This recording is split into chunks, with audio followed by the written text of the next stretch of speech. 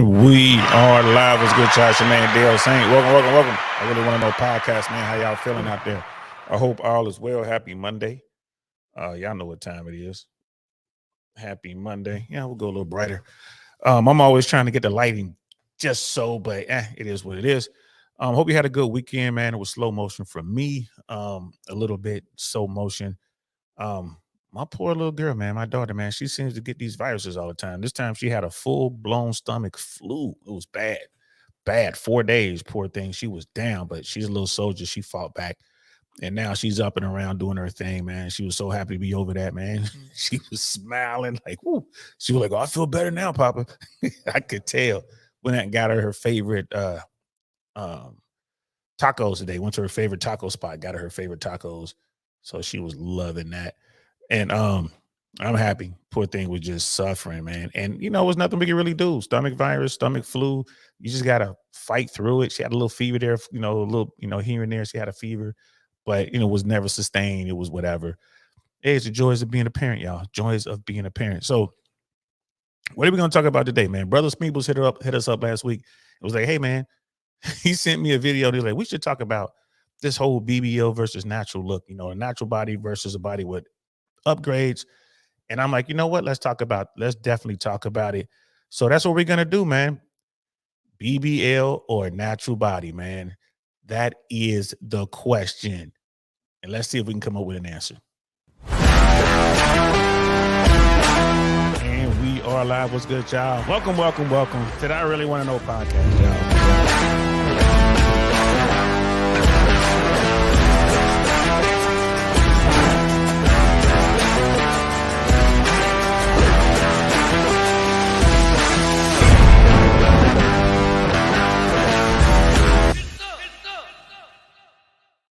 Indeed, y'all. Get some indeed. So let's get into it. We're gonna talk about this a little bit, man. Let's catch up with the chat real quick. Appreciate everybody coming through, man. Be sure if you jump in here, man, hit that like and subscribe button on the way in. Hit that like.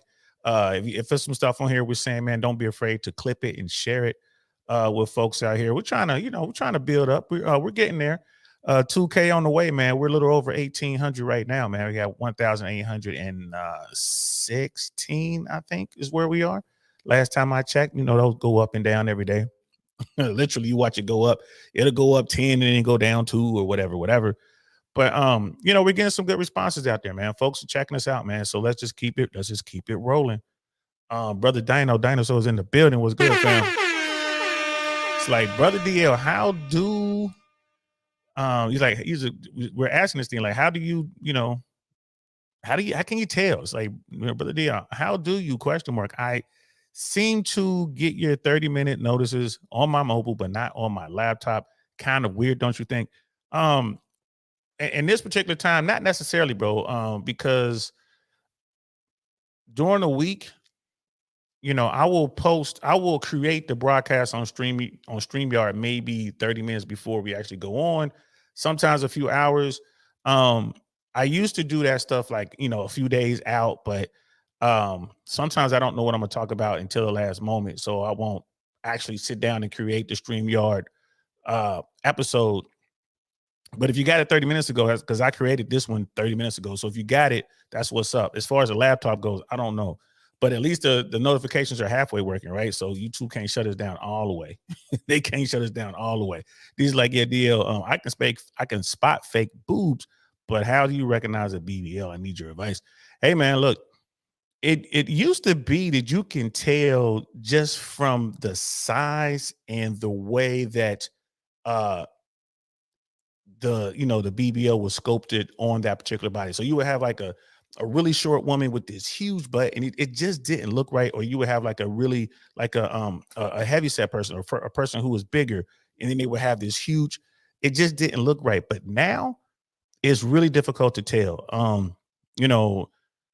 I spend a lot of, not lately, but when I first moved to Tampa, I spent a lot of times in gentlemen's clubs and strip clubs, man. And women who work in that industry, they get boob jobs, they get breast jobs all the time. They get liposuction all the time, and now they're starting to get BBLs.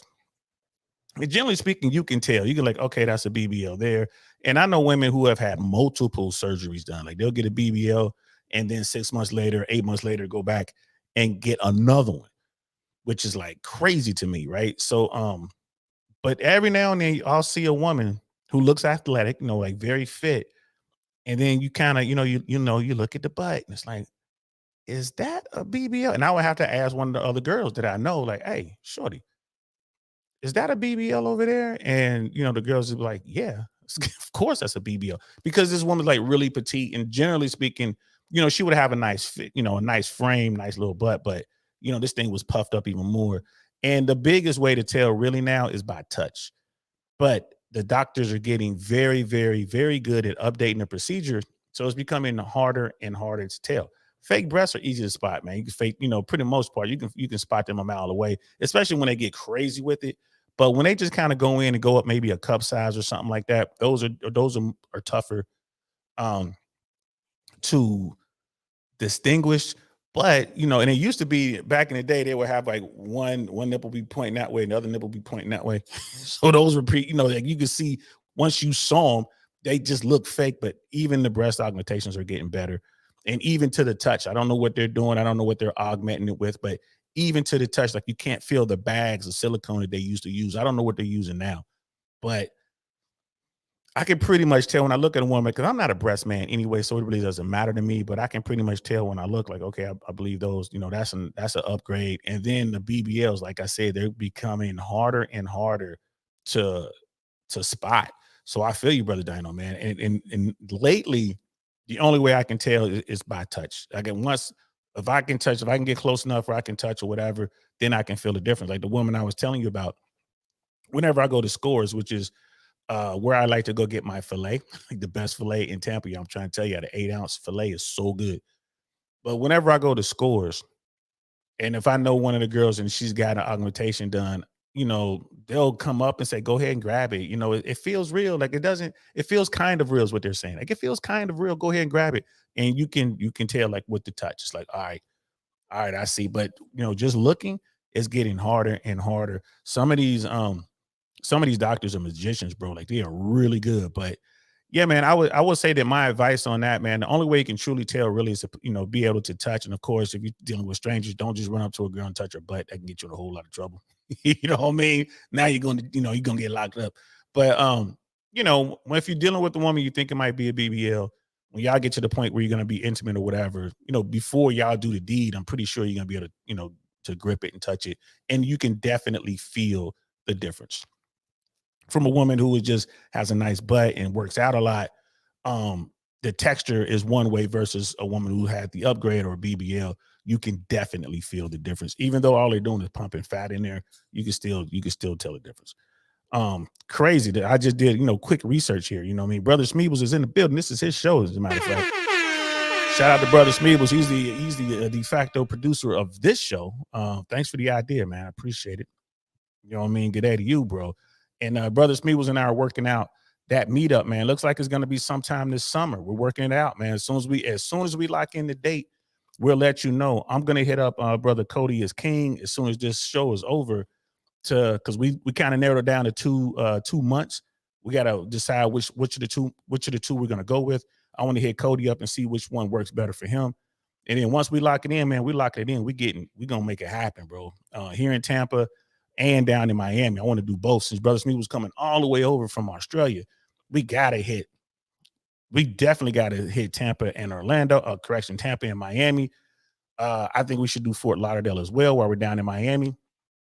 Um, so yeah, we're definitely gonna work that out. And then once we lock in these dates, man, we're gonna put it out for everyone to come through. And I think it'll be a pretty good meetup, especially the Miami leg. You know what I mean? That's my favorite city in America, hands down. I ain't gonna lie to you, there's not even another city that comes close. Um, I would say my top five would be Miami, the Miami area, which includes Fort Lauderdale, will be Miami. Then I would say Vegas, DC, Dallas, and then I would round it up with LA slant New York, LA or New York, either or. Right now, LA is in such a bad state that I'm not trying to mess with it. Once LA gets back to some normalcy there and it gets a little safer, then LA will definitely be solid number five. But I would say LA slant New York is my number 5 pick on that. Like since I'm out here, I'm not gonna fly across the country to go to LA. I don't think it's worth it. But since I'm out here on the East Coast, like okay, I can go to New York for a weekend and it's not bad. But yeah, LA, New York for now. But again, once LA figures out its issues and it takes the streets back from the homeless and from the people who are addicted, and they figure out what they're gonna do about crime, as soon as they fix all that stuff, then LA would definitely be like my number 5. But until then, they got to kind of share that 5 spot with New York. So those are my favorite ones. Brother Smeebles, it's like I'm trying to read this. I got notifications just keeps popping up in the way. I wonder if it gets so crazy with the amount of women with a BBL that people can't feel the difference because all interactions are with women's BBLs. So the next generation doesn't know. Yes and no. I would say that the top tier guys, the guys who are good at womenizing and the guys who have access to women, they're going to know. They're going to know because they're dealing with, they get to choose. So they're choosing women who are naturally beautiful and don't have any upgrades. And they're also messing around with the women who do have the upgrades, because women who get these upgrades, bro, why are they doing it? They're doing it because they know, even though they don't want to admit it, that their status, their ability to get clout and whatnot is tied to their beauty. So that's where they're doing the stuff. That's why they're getting the lip fillers. That's why they're doing the Botox. That's why they're getting, BBLs, and that's why they're getting lipo and all that kind of stuff. They're getting all these transformative upgrades done to their bodies. So the naturally beautiful women are going to attract the top tier dudes just off rip. And then you have these women who are doing these augmentations to get attention, and they're aggressively going after these dudes. So the men that these women are pursuing will know the difference because they have access to both worlds. Whereas the dudes in the bottom 80, I think what you're saying kind of, really kind of applies to those dudes. The guys who don't really get that kind of access, they may only be accessing women who have these upgrades, the women who are kind of settling, like they like to say. So these dudes are only dealing with, so they're like, okay, this is what all booties feel like. This is what all breasts look like or whatever and feel like. And they can't tell the difference. Even with the lip fillers and the Botox and all that. And then these dudes will level up. They'll do the work, right? They'll hit that monk mode. You know what I mean? Shout out to Coach Greg Adams. They'll hit that monk mode for a minute. They'll focus on their bodies, hit the gym. They'll focus on their money, work on their careers or work on making money. They'll work on their social skills. And then before you know it, now they're out of the bottom 80, they're in the top 20%. And now they're dealing with natural women. They have the money to travel. And I ain't talking about the passport bros type of traveling either. I'm talking about a dude who can just like, hey, I'm going to France, I'm going to Spain, I'm going to Greece, I'm going to Germany. When you go over there and it's like, oh, now you're dealing with just normal, just naturally beautiful women. Um, then they can see that, then they'll know the difference instantly. Like, oh man, this is what I've been missing. I've been looking for this woman my whole life. So yeah, man, I think it's a little bit of both of what you're saying. I think the dudes in the bottom 80, uh, they don't really know the difference. And quite frankly, they don't care. They're just trying to get what they can get, right? And then you got the guys in the top 20% who the women are chasing. These dudes know the difference. Right? They just know the difference. They've had both, so they know the difference. And they might prefer it. You look at someone like Michael Sertan, he'll tell you in a heartbeat, man, I love women with big old fake breasts. Me, I don't like that. I'm not a breast man, but I mean, if you get some work done, that's fine. But if it starts getting crazy, I don't like that. And I'm always telling women, like, don't do it. It's not worth it. But you can't stop, as we're gonna see. You know what I mean? Yes, we doing it. Yeah, we're doing. I was just running in the house, man. Like, y'all know I'm always rocking these different hats. I'm always trying to come with different looks. Plus, I haven't shaved my head in a while, so I don't want to deal with it. Wonderful 34 is in the building. Good to see you, bro. You know what I mean? Good to see you, man. Good to see everybody out there, man. So, yeah, man, Brother Smeeble sent me a TikTok video, a link to TikTok, and I watched it. And, while I was setting up for this show, there's tons of content on this topic, man. And let me just keep it 100.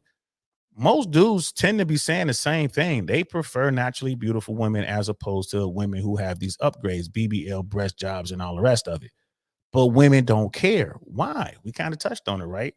Say what you want, man. The manosphere kind of got this right. I ain't gonna lie to you. Women understand that their beauty is tied to their value in the sexual marketplace. I'm not talking about their value as a human and what they bring to society. I'm just talking about just in pursuit of the type of men that they want. Their beauty supersedes everything else. Now, I think that most women don't want to admit that, right? But the top tier guys, the dudes with the money, the dudes with the clout, the dudes with the influence, they don't care about all those letters behind your name. They don't care of the fact that you have a doctorate or you have a master, or you know what I mean. They don't care. I'm PhD this and that. They don't care. I'm CEO, or I'm upwardly mobile, and I'm the CEO of this particular company, or that, or I've built my own business. Those top tier men don't care about that. They just want a beautiful woman first and foremost, and then they start getting into the other stuff that they may be looking for. Like the submissiveness comes into play. A woman who can cook, a woman who is good at entertaining, a woman who's going to add value to what he's trying to do and help them grow. Like, you have all these other things, but what's generally the first thing that's going to get you in the door? Your looks. And women understand this. And it goes the same way when women looking at men. Looks plays a big role, although looks aren't be all to end all to be all. Women will take an ugly dude if he's a billionaire, or she'll take a dude who's fat if he's, extremely wealthy, and he has the ability to provide resources and experiences and stuff like that. Just women that'll take that over looks in a heartbeat. They'll find something about that guy that they love. They're like, yeah, I know he's nasty. Look at the whole Beauty and the Beast kind of thing. There there are women who will be like, yeah, you know what? He's so ugly, he handsome, girl. Word, you think that $50 million a year he makes has something to do with that? Yes, it does. That guy is going to be looking for a beautiful woman. So women understand this, and they are more than willing to invest in those upgrades, and risk whatever it takes to get there, man. So let's check out this video brothers Meeble sent us. This is TikTok. Y'all know I don't have a TikTok account, so we're just gonna watch this. Luckily, TikTok lets you look at their stuff, because I don't believe in TikTok, people. That is definitely a weapon used by the Chinese Communist Party to destroy America. Y'all know I'm no conspiracy theory guy. I'm just looking at the facts. And TikTok is definitely dumbing down America. America's dumb enough as it is, but TikTok is like, it's a race to the bottom with TikTok. But this video, I think, is really good. And the title of this TikTok is like, crazy how we live on the same planet but see differently. So this woman is going to ask, she's in a mom, she's asking a bunch of women a question, and then she's going to ask a bunch of men the same question, and then we'll hear these answers, bro. Brother Pitney's in the building. It was good, fam. Yep, TikTok equals subversion from within. Facts, bro. Facts. I'm with you there. So let's check this video out, guys. A natural body or a BBL? BBL. BBL. BBL. BBL. BBL. BBL. BBL. BBL. BBL. BBL. BBL. Do you prefer natural bodies or BBL bodies? Natural. Do you think men prefer a... Which is crazy across the board. Not even close. Now, we don't know how many people they spoke to. Like, well, how many women do they have to talk to get that? Was it like, hey, we're going to go out here and we're just going to ask the first 5-6 women this question, and whatever the answer we're going to post on this TikTok? And the same thing with the men. I don't know. I mean, I can't speak for what women, how they feel about this, the plastic surgery and all that. But I can't speak from a male perspective. And I'm here to tell you, man, nothing trumps natural beauty. Nothing. I mean, natural beauty is just, that's where it's at for me, man. I want a woman who's just naturally beautiful. I'm not tripping at all. Like, yo, she's fine. Just natural beauty, doesn't wear a lot of makeup. She doesn't have to. She'll put on makeup for special events or whatever. She's fit. She takes care of her body. Basically means she's eating right. She just has a diet. She sticks to her diet. And she has a great personality. She's fun to be around. She's not on that BS. Yeah, we all have our moments, but for the most part, she's just like, yo, babe, I'm just happy to be with you. I'm just happy to be in the situation. Just a happy person in general. Everyone who's in her orbit says the same thing. Like, man, she's cool. She's good people. That's what the vast majority of men are looking for. Men don't need some girl with BBLs and big crazy, breast jobs and the fake lips and the fake eyes and those Venus flytrap things they put on their eyes, man. Cut that out, ladies. What are y'all doing? Like that, it gets to the point where it starts to look clownish. It's like buffoonery. Like, what are you doing? I'd much rather deal with a woman who doesn't have a lot of makeup, wears her hair natural or whatever. Like she cares about her parents, but she's not obsessed with it. See, that's what I'm cool with. I can sit down and talk to you like that's what's up. Yeah, that woman over there got a BBL. Yeah, she's turning dudes' heads, but I want to talk to you. What's on your mind? How did you manage not to do all those things? I want to hear your story. But women, the vast majority of women, nah, they're just like, I want to get a BBL. So I wanted to look into that, right? And there is an article I found. New Beauty is where I found this. There's a website called New Beauty. CDC, the Center of Disease Control and Prevention, sounds alarm. Surge in BBL deaths in Dominican Republic prompts urgent warning. And I saw a couple. There's another article I saw here, and we're gonna get through this. I'm gonna give you a warning now, man. Y'all know I can barely read. There's a lot of medical terms in here that I'm gonna fumble over. I'm gonna tell you that right now. Um, but we're gonna get the gist of this right here, and then we're gonna read this article. And there's another article that was from a local Miami affiliate talking about this as well. So I just kind of wanted to get into the numbers uh with this whole BBL thing. So we'll do this. Let's see if I can make this bigger a little bit. All right, cool. That should be big enough. So, women are out here just literally risking it all, man. And I don't understand why, because well, I do understand why, because they're competing for the same dude, and women who know that they're not necessarily the 8, 9, 10 material, and they're trying to augment their way into that category. And they get the attention. They show enough dude to get the attention. But are they able to, retain that dude after the dude smashes? That's the question, brother Pitney. The only enhancement I legitimately like on women is breasts. Okay. Everything else has factory issues. Everything else has to be factory issued. Yeah. And again, like dudes are different. Like me, I don't care about breasts, bro. I'm cool with two beast things, bro. I ain't gonna lie to you, especially if she's fit, a little taller, two beast things, but she's got like, I'm a butt guy. She's got a nice butt, man. I'm in 100%. I got a friend who works at Scores. She is I think half Cuban, half Dominican. Ooh, she has that dark, curly, textured hair. She's like maybe 2 shades lighter than me. Two beast things, but boy, oh boy, when I say the rest of her body is there, oh my goodness. Shouty Callie, if you watching, I know you ain't seen me in a while, but I'll come up there. I haven't been up to, I've been working hard. Been working hard. Whew, man, and she's one of the dancers I've been trying to get to do this platform. She says she wants to do it. It's just a matter of me figuring it out. And I think I have a workaround, but we'll see. And speaking of upcoming shows, on Thursday, we have a young lady that I met Saturday that is wanting to do the show, and we're going to talk about this phenomena of men not approaching women. Right?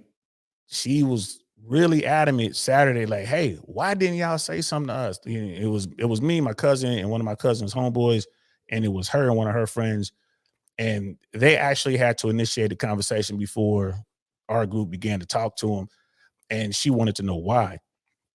And I said, "Hey, man, we could talk about this on my podcast." And she's like, "Bet."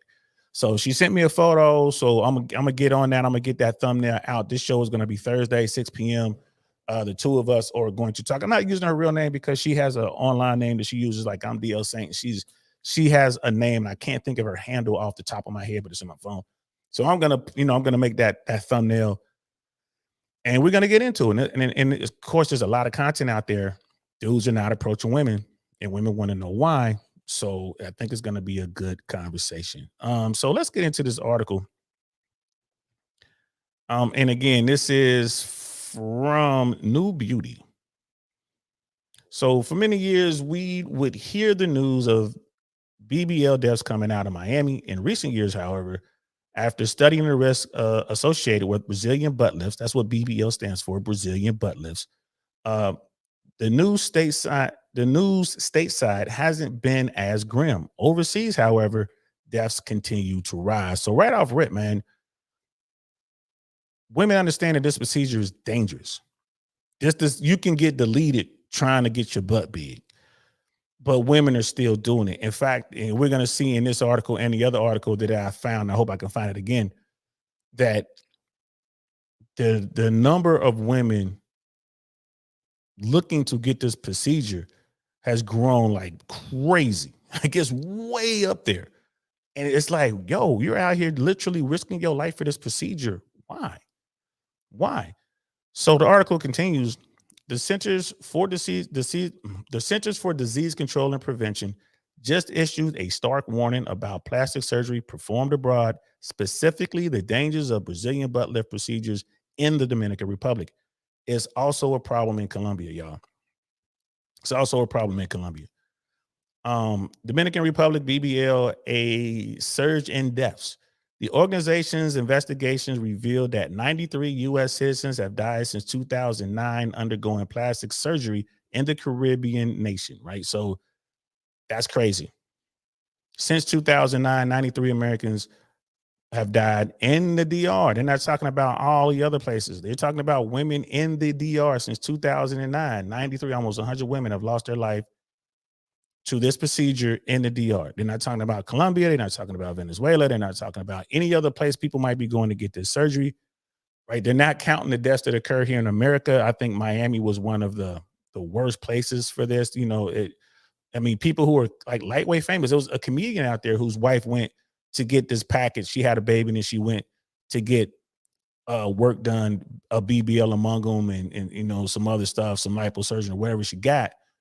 She didn't survive her surgery, which was oh man, 6 months ago maybe, which is crazy. Here in Tampa, you see these places in the strip mall where doctors are performing these surgeries, man. It's crazy. Crazy. I don't know. Again, I don't know why women are doing this. I do know why, but I don't think it's worth the risk. I really don't think it's worth the risk. So according to the study, nearly 20 patients died in just the last few years. The cause of death, fat embolism, which can occur when fat injections are used to enlarge and reshape the butt. Newport Beach, California plastic surgeon Sanjay Grover, MD, says it's imperative that fat is only placed in the superficial fatty or subcutaneous layer and not the deeper muscles where large veins exist. This dramatically reduces the chances for any fat to get into the bloodstream and reach the heart and lungs. And what generally happens is the fat gets into the bloodstream and it basically clots and it stops the oxygen from getting around to vital organs. And bam, that's that. You're done. So women are still doing this, man. Patients undergoing fat transfers are also at risk of developing blood clots, particularly when undergoing multiple procedures over extended periods. Another potential risk factor is operating on patients with ages or BMIs higher than the recommended guidelines. So, in body mass index. So, older women and women who are basically big. So, the risk is greater for older women and women who are overweight and or obese, women with higher BMI. So I guess there are recommended guidelines out there for who shouldn't be doing this, right? And you know, women are still doing this, and we're losing them. This is sad. You know what I mean? This is sad, bro. You know, Brother Smeebles, I just thought of this. How will the daughters of those women with body mods go to a mods go with body image when they grow and say to themselves, why isn't my butt as big or tits as big as mom's? You know what I mean? You know what I mean? Y'all say, we say ass, ASS. Y'all say arses, ARSE. Tomato, tomato, I guess. But you're right. That's part of it, man. Like women, young girls are looking at their moms. And, you know, children pay attention. Children listen and pay attention to everything that the grown-ups do. So, you know, I'm constantly talking to my daughter about, you know, her looks and how society works. In fact, today we were talking about she was in the car. I'm talking to my business partner about the comedy shows, and my business partner started a Patreon, and we were talking about the tiers, and I'm like, well, I'm giving my suggestions, and we're talking about what we're gonna do, and which is, it's pretty cool. We got some pretty good tiers there, and he was doing the leg work, and I was, he was asking me about some stuff, and we're going back and forth about it. So we must have talked for 40 minutes, and then when we were done, my daughter and I were headed home, and I was asking her, hey, do you know what Patreon is? Because my daughter is very interested in online streaming. She's very interested in Twitch and stuff like that. Hey, do you know what Patreon is? She kind of understood, but she really didn't know. So we talked about what Patreon is. We talked about the business of social media. Then we talked about businesses in general. And then we began to talk about making money. So, there are different ways to make money. And we're having this discussion. And then we landed on OF. Say, hey, do you know what OnlyFans is? Mind you, my daughter is 15. She says yes, and she starts giggling. So now we got to talk about that. Now we had to have a conversation. All money ain't good money conversation. Hey, don't, it what you do matters. You have to think about your future. You have to think about you know, your comfort level. You have to think about how you're going to be perceived in the world. And it was a tough conversation, but it was a conversation that we needed to have. So my daughter is naturally beautiful. She's got good genes for whatever reason. But I'm going to be talking to her about stuff. We're going to be talking about the dangers of augmentation. We're going to be talking about BBLs and breast jobs and all that. Like, my daughter doesn't need that. But here's the thing. Most women that I know to get these procedures don't need them. So as a man, I'm thinking there's no way my daughter will ever consider this sort of stuff when she grows up. But you know what? She might. She might. So we have to have those conversations now. I need to plant the seed now. She needs to understand that she's beautiful today. She's always going to be beautiful. Understand that. And hearing it from a man, I think, carries a little bit more weight. But to your point, Brother Smeebles, if there was no man in her life and she's looking at her mom, and let's say that her mom has augmentations, or her mom is always talking about, oh, that woman over there is so beautiful, her butt is so big, her breasts are so nice, you want to look like that. That gets into their head, and that seed begins to grow. And then they begin to look at that as that's the true standard of beauty. So this is why these conversations are very, very important, man. You're right, because these girls are looking, and dad is not saying, dad's going around talking about, oh, I love this and I paid for those breasts and I did that. Well, your little girls are watching. They're watching. Your nieces are watching. You know what I mean? Those young girls that, to grow up part of your village, your neighbors' children or whatever, they're watching. And they're going to run out there, and instead of just working out, staying fit and doing all that good stuff, doing the hard work, they're just going to run out there and get talked into or duped into, or just want to do these augmentations on their own, thinking that, well, this is the only way to be beautiful. I got to get lip fillers. I got to get fake lips because my mom did it. I got to get a butt. I got to get a BBL because my aunt did it. I got to get fake breasts because my best friend did it. This is why it takes a village, and this is why everyone needs to be involved, mom and dad. Brother Donnie's in the building. What's good, fam? Dallas in the building, man. The procedure is crazy. As DC Young Fly's lady Jackie O passed due to complications during her BBL procedure. That's what I was talking about. That's her right there. Yeah, DC Young Fly's wife. She had just had a new baby. I mean, I think she was a mother of 3. I think she had just had her third. She went to go get the upgrade. They call it something. They call it, there's a term for what she went to go do. It was a series of procedures all in one. You know what I mean? It wasn't like she just got the BBL or she just got the lipo or it was like a group thing. And she didn't survive. She did not survive. Jackie, and I saw that, man. And that was just so terrible, man. Brother D Mac is in the building. What's good, fam? Brother D Mac, man, we're doing your show tomorrow, man. I want to cover that Dumb Money episode, man. That was for you guys that don't know, it's about the Robin Hood slant, the short of GameStop. That was a really good movie. I think it's called Dumb Money. It's on Instagram. It's on Netflix. And there's also a documentary about the same topic, which highlights the real people who were involved. And I watched both of them, man. So shout out to you, Brother D Mac, man. We're gonna talk about that, bro. We gotta talk about that. So we're gonna talk about the Dumb Money. Tomorrow we're gonna talk about that, and we're also gonna talk about there are more bank closures on the horizon. I meant to talk about this a few days ago, but there's another regional bank that's on the verge of collapsing. It might have already collapsed by now. And it's funny that it's not headline news. It's funny. You got to go look for this. Meanwhile, you got you got Powell, you got the head of the central bank saying that everything's fine. Oh, we got inflation down to 3%. We were hoping to get it down to 2%, but everything's fine. We might even start lowering the rates here pretty soon. You know what I mean? So Jerome Powell is out here saying everything is great. Meanwhile, regional banks are collapsing. And this is just the start of it. He didn't want, they talked about, it was a 60-minute interview, bro. We're going to talk about all that tomorrow, guys. So shout out to brother D-Mac, man. Appreciate you. We got Miss AKA Lady in the building. What's good, sis? Hey, y'all. Indeed. She got a mommy makeover. There it is. That's what it's called, a mommy makeover. Man, it's so crazy. Which is a tummy tuck, breast lift, and fat transfer to the butt. So a BBL. That was a ton of work at once. Yeah. And she got that done in the Miami area, if I'm not mistaken. And there's a lot of problem with these procedures. There's a lot of problem with there are houses that you can pay that you can recover in because you're doing this outpatient procedure at some strip mall somewhere or some office somewhere, and then they'll take you to some home where you can recover, and you're supposed to have the support that you need, like certified nurses or nurse practitioners or whatever they are to help you recover, to help you with your meds, to pick you up from the place where you got the procedure done and help nurse you back to health. Something went wrong, man. She wound up in the emergency room and she wound up not making it, and that's sad. Beautiful woman too. She didn't need to get this done.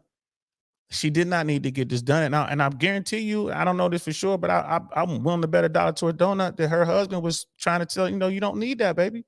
What you doing this for? We're married. What you doing this for? Let's just go work out. Now she's gone, man. It's sad. So sad. Brother Mandrell's in the building. What's good, fam? So sad, guys. So sad. Let's get back to the article. Patients undergo fat transfers, and this is what Sister Miss AKLA just said. Fat transfers are also at risk of developing blood clots, particularly in undergoing multiple procedures over extended periods of time, which is what old girl did, the mommy makeover thing.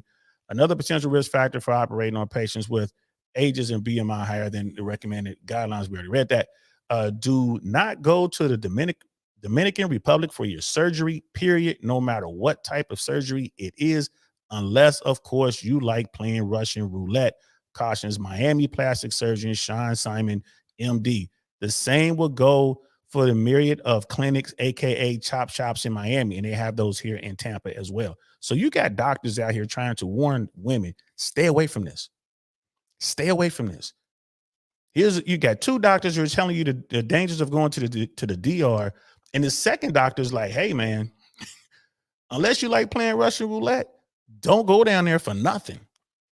Don't go down there, and not to pick on a foreign country. He's saying don't go to the chop shops here in Miami. You go to a strip mall, you might have 2 or 3 these facilities in a strip mall, right? So you going in there to get you a BBL, a tummy tuck, and some breast job or whatever, and right next to that office is a mom and pop liquor store. Next to that is a hair store. Right next to that is a barbershop. And it's kind of like, and next to that is a Chinese or a pizza parlor, Chinese place or a pizza parlor. It's like, bro, this is where you coming to get this life-altering surgery done? How come you're not going to a big old facility that's inside of a campus or a hospital campus or something like that, bro? Why are we doing this, y'all? Like this is scary. This is scary. Not that I'm trying to scare people, but this is scary. Doctors are telling you, don't do it. Don't do it. The article continues. The BBL procedure is currently the most dangerous cosmetic procedure when you look at the statistics, says Gandolfi. Over the last 10 years, the AM Society of Plastic Surgery and Aesthetic Society have done extensive research to help decrease the complication rates.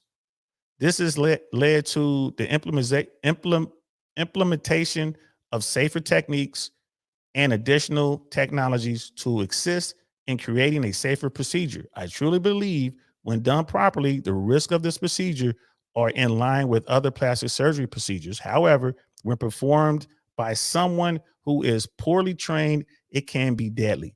So, so what is he saying, man? You get what you pay for, and you're risking your life. You're putting your life in the hands of someone who might not be the best of the best, man. You get what you pay for. Even when you get the absolute best, sometimes things go wrong. But what the way I read this is they're saying, look, man, this procedure can be performed safely. This procedure can be on par with all the other procedures that people are out here getting that are still dangerous, but it can be on par with all these other procedures. But you got people out there who are trying to skirt the, trying to upgrade, right? They're looking for cheat codes. They're trying to get there, and they don't want to get the best. They're looking for cheat codes, which means you're getting doctors who aren't necessarily trained to perform this the best. You got doctors who are out there just mass work. And then you think about it, even if you don't lose your life, will the end product be what you're hoping to get? I mean, we hear so many stories of people going for plastic surgery and they wind up ruining themselves because a doctor messes up. So, I mean, those are the things. It's like, what are we doing here, ladies? What are we doing here? Miss AKA lady is saying, BBL is one of the most dangerous surgeries, period, including open heart surgery. That is crazy. There are a ton of veins and whatnot that can get clogged. Yes. Brother Smeebles, crazy thing is now that child doesn't have her mother. That's the saddest part about that, brother. You are absolutely right. Those children don't have their mom. And the example that we were talking about earlier with DC Youngfly's wife, I think she had 3 kids. Is 3 or 4, something like that. I think she had just had her 3rd or 4th kid, something like that. But she had children, and now she's gone. Beautiful young woman, man. I mean, it was completely unnecessary, but it's, and it's sad. It's so sad to see this, man. It was just so sad to see this. Lady Naveau is in the building. What's good, sis? How you doing, sis? Always a pleasure to see you. You know what I mean? I appreciate that. You know what I mean? It just blows my mind that women are risking their lives for this, especially a woman who is married. Ladies, what pressures are there for women in society to risk their life like this, especially when you have children? I mean, we got Miss AKA lady in here, we got Lady Naveau. Any ladies who might be, out there ninja watching right now, why? I truly want to know why. What's the point of risking your life for this? I mean, is it just vanity?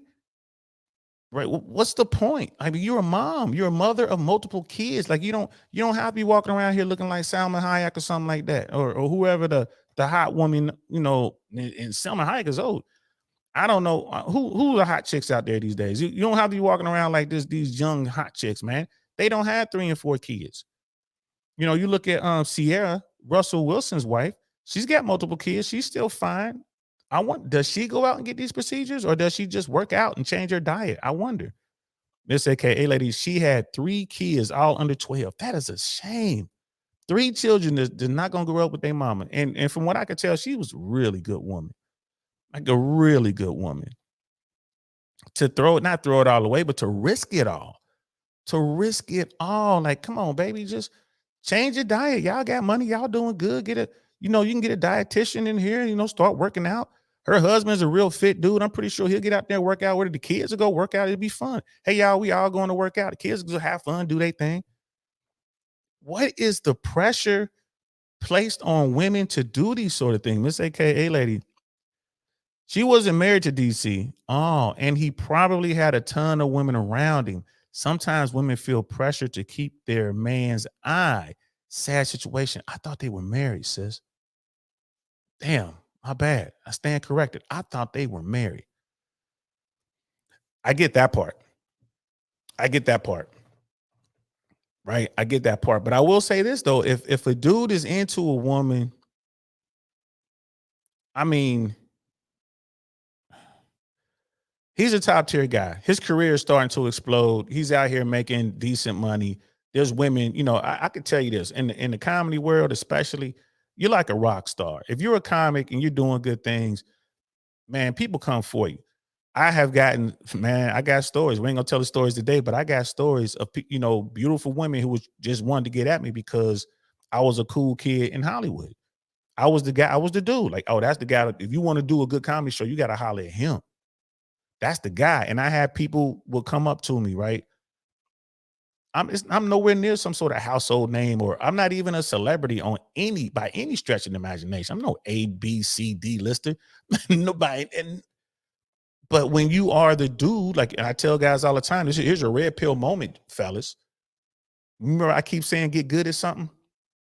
If you're good at something, that's gonna bring eyeballs, that's gonna bring women. If you're good at something, be good at something. I'm good at promoting comedy shows. I put my shows up against any comedy show you will see on planet Earth. I'm good at that. Yeah, I'm patting my own back. You know what I mean? I'm good at that. So there are women who will come holler at you simply because you're good at something. So I get that, sis. So if she's not married, she has these kids, and she's still trying to compete. She wants to keep that man. But I would argue you have his child. So long as you continue to add value, so long as you just kind of you there, like you guys are sharing space, you want to secure the ring, and maybe that's part of it. Say, well, if I look better, if I get my body right, he'll ask to marry me quicker. Man, that's a tough one, y'all. That's a tough one, y'all. And Miss AKA Lady continues. I followed her. She was an amazing mother, and everyone spoke well about her when before she passed. Wow. Wow. You know what I mean? DL's doing a producer, Chris, fresh and fit. Not like, and here's the thing, man. Like, and you know, no shade to Chris, shout out to Chris, but um my producer skills, like I'm a real producer. Like I have credits as a producer. I've done some small projects in LA as a producer. I've done some AD work as I'm an assistant director, producer, executive producer. I've done some things. So when I do it, you know, like if like this show right here, we just kind of do if this was a proper show, like if I had the budget that I'm hoping to get, um, then yeah, you will really see, you're gonna see what a producer really does. And that'll be, you know, I got plans, y'all. I got plans. But when it comes to the comedy shows, when I produce my shows, live comedy shows, it's the way we present our comics. It's the way that we go out and do the homework and go out with no cheat codes, man. None. It's nothing but hard work. I got to go out 3, 4, 5 times a week, even with my daughter. Like I want to be home with my daughter, but I got to go out. Like Tuesday night, we're out for the shows. I'm out Thursday nights. I'm out Wednesday nights. I'm out Friday, Saturday nights, just looking at comics. I have to go around to every comedy show possible, every open mic to scout out the talent that I want. I don't just sit back and wait for people to come to me. Hey, I got 10,000 subscribers. I got 100,000 followers on Instagram. Let me do your comedy show. Dude, you might not be funny. I need to see you perform. Well, just go to my Instagram, go to my socials and see my stuff. Nah, bro. That's a highlight reel, man. Highly edited. I want to see you get down. I want to see you perform somewhere where there's only 5 people there to see the show. I did an open mic just the last week, I think it was last Sunday. Last Sunday, I was doing an open mic. I was there to scout talent. And you know, it was an open mic, man. Open mic is what it is. You get what you get, right? So I'm in there to scout talent. There were maybe 5 people who weren't comics watching the show. Comics kept going up, and man, you talking about, you know, striking out, swinging and miss, swinging and miss. You know what I mean? Lightweight bombing, whatever. I'm just watching, whatever, you know. And finally, one of the guys, because I gave a guy some pointers, I said, "Hey, man, you might want to try this with that bit you just said. You might want to add this tag to it. It might make it funny." And the guy was basically like, you know, he was like, "Damn, who are you?" But he knew I was someone because all of the bigger comics, all of the more experienced comics were coming up to me and you know, was like, "Love, what's up? What's up? I see you, bro. You up in here, D? What's up?" So he figured out that I was someone. And then he was like, "Well, why don't you go up and do the mic, man? It's a rough night tonight. Why don't you go do it?" And I was like, "Well, you know, they book months in advance for this open mic." You're like, nah, just tell so-and-so, they'll put you up. So that's what I did. I went over and said, "Hey, man, you know, if y'all got room, I love to go up and rock the crowd because I'm a comic, man. I don't care. I don't care if it's just 2 people there who want comments. I'm gonna get them to laugh." That's how I feel about comedy, bro. That's the love for the art form. They put me up there. They're like, "We're gonna do just like quick lightning round. You get 2 minutes, no problem." At the comedy store, when you do open mics, then when you start your career, you only get 3 minutes. 2 minutes, no problem. Man, I went up there and I asked, "Hey, who raise your hand? Who is not a comic? Raise your hand." The 5 hands went up. I saw them. Guess what? I made them laugh. I had my 2 minutes. I ran my bit, and I was running new material. I was running stuff that I didn't even know was gonna work. But I'm a comic. That's how I get down. So I said all that to say this. I'm not afraid to do the work when it comes to producing anything that I produce, be it a comedy show, be it a movie, be it a short. I'm going to put my all into it. When I was out there womanizing, 100%, no cheat codes. This is the true red pill, ladies and gentlemen. The true red pill means you got to get out there and work. No matter what it is you're trying to do, you got to go out there and work. Can't sit on your ass thinking it's going to come to you.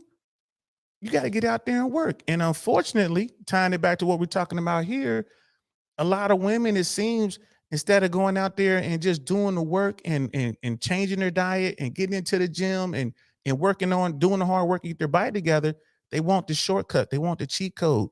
I'm going to pay this money and get a mommy. What's it called again, love? A mommy package. What's it called? What is it? Now I got to go all the way up again. They want to get that mommy. There it is, mommy makeover. My bad. Y'all know I'm old. I can't remember. They want to go get that mommy makeover and pay the money and take the, take the easy road. But I say that's too dangerous. Sisters. And when I say sister, I just mean ladies, all y'all. It's too dangerous. Latinas, white people, Asian people, black people, and everything in between.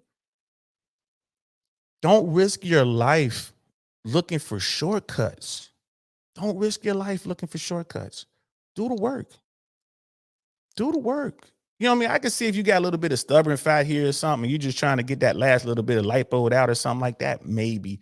Even that, it's like change up your routine, do more cardio. There's got to be a way to get rid of that. Or if you done lost a lot of weight and you got the extra skin, I get that. Like you went from being obese to now you're fit. There's going to be tons of extra skin. You're going to have to get surgeries to fix that. I understand that. But as far as, getting stuff lipoed out or taking the fat out and putting it in your butt and risking your life, man, that's just not crazy. You know what I mean? Brother Smee was like, not what I meant. Huh? He's like, Chris is always patting himself on the back. Oh, that part right there. Yeah. I feel you, man. Cause I'm like, yeah, Chris, he's enjoying that. His position in life is there's still work to be done. He knows that. I mean, some people are going to go the extra mile. Some people aren't. It is what it is. But thanks, bro. I appreciate that. He was like, Chris is always patting himself on the back. I'm the man. Miss AKA lady's like, I gotta come catch a show for real. I want to bring a crowd to contribute, but I may just slide through solo. Either way, keep it going. I appreciate that, sis.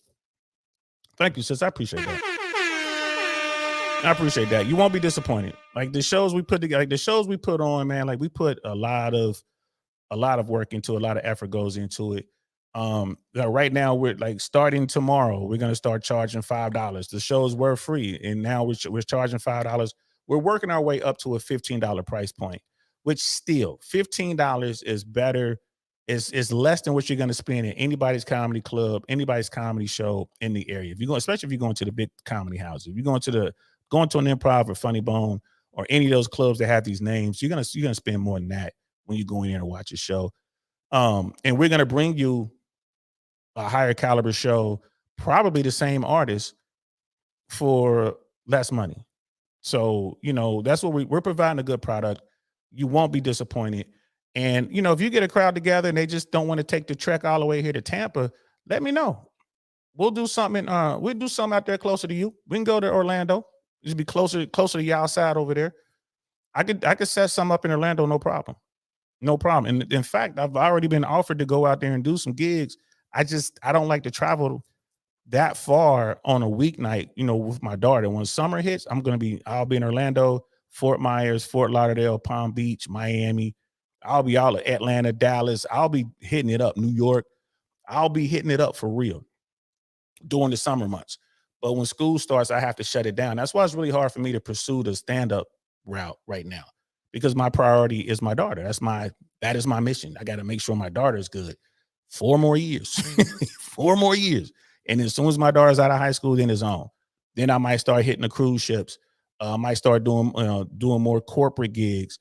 I might step up what we're doing, and instead of just doing small clubs, we might start doing, we might start doing 1,200 seater venues, maybe get up to 5,000 seat venues. We might, maybe we'll invest a little money and really step it up. But I can't really do that now. But we can come to you, sis. Day one for real. You a day one for real. I got no problem coming out there, get closer to where you are. So you'll bring the show to your people as opposed to bringing your people to the show. You know what I mean?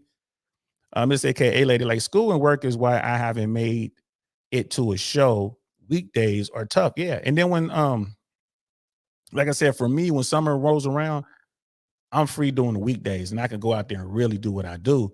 I'm free to take trips and everything. My daughter's with her mom. So during the summer months, my daughter's with her mom during the week and me on the weekends. And then for school, we switch it. So, and then basically now that my daughter's old enough, she pretty much chooses where she wants to go.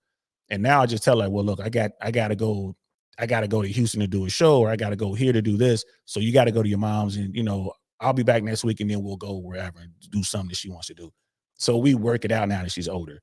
So she pretty much decides where she wants to go. You know what I mean? But yeah, school and work is hard. All right. So I want to get back to what we're talking about here, man. This BBL thing. I mean, it's crazy. And the article continues, added protocols. The CDC has emphasized the need for improving surgical protocols and post-operative medical care to mitigate or prevent these risks, especially in cases where prophylactic measures against venous. Here we go, right here. This word, I don't even know what this word is. Thromboembolism. I don't know what that is, y'all. Go ahead and laugh at me. Y'all know I can't read. It is what it is. But it's the condition that happens when a clot is formed in the vein. So they're basically talking about when they move the fat around and they kind of mess up, and some of the fat gets into the veins and the clots, and that's what kills a lot of people. This could have been applied after the CDC's alarming findings. More than 77 cosmetic surgery facilities in the Dominican Republic were monitored and to ensure proper procedures and prevent infections, which have been linked to complications and fatalities following surgery. Now, this is, as a producer, that's where I got lazy. I could have typed this word into Google and it will pronounce the word for me. I could have done that, but I didn't. So please laugh at me. That's what I get for not being able to read.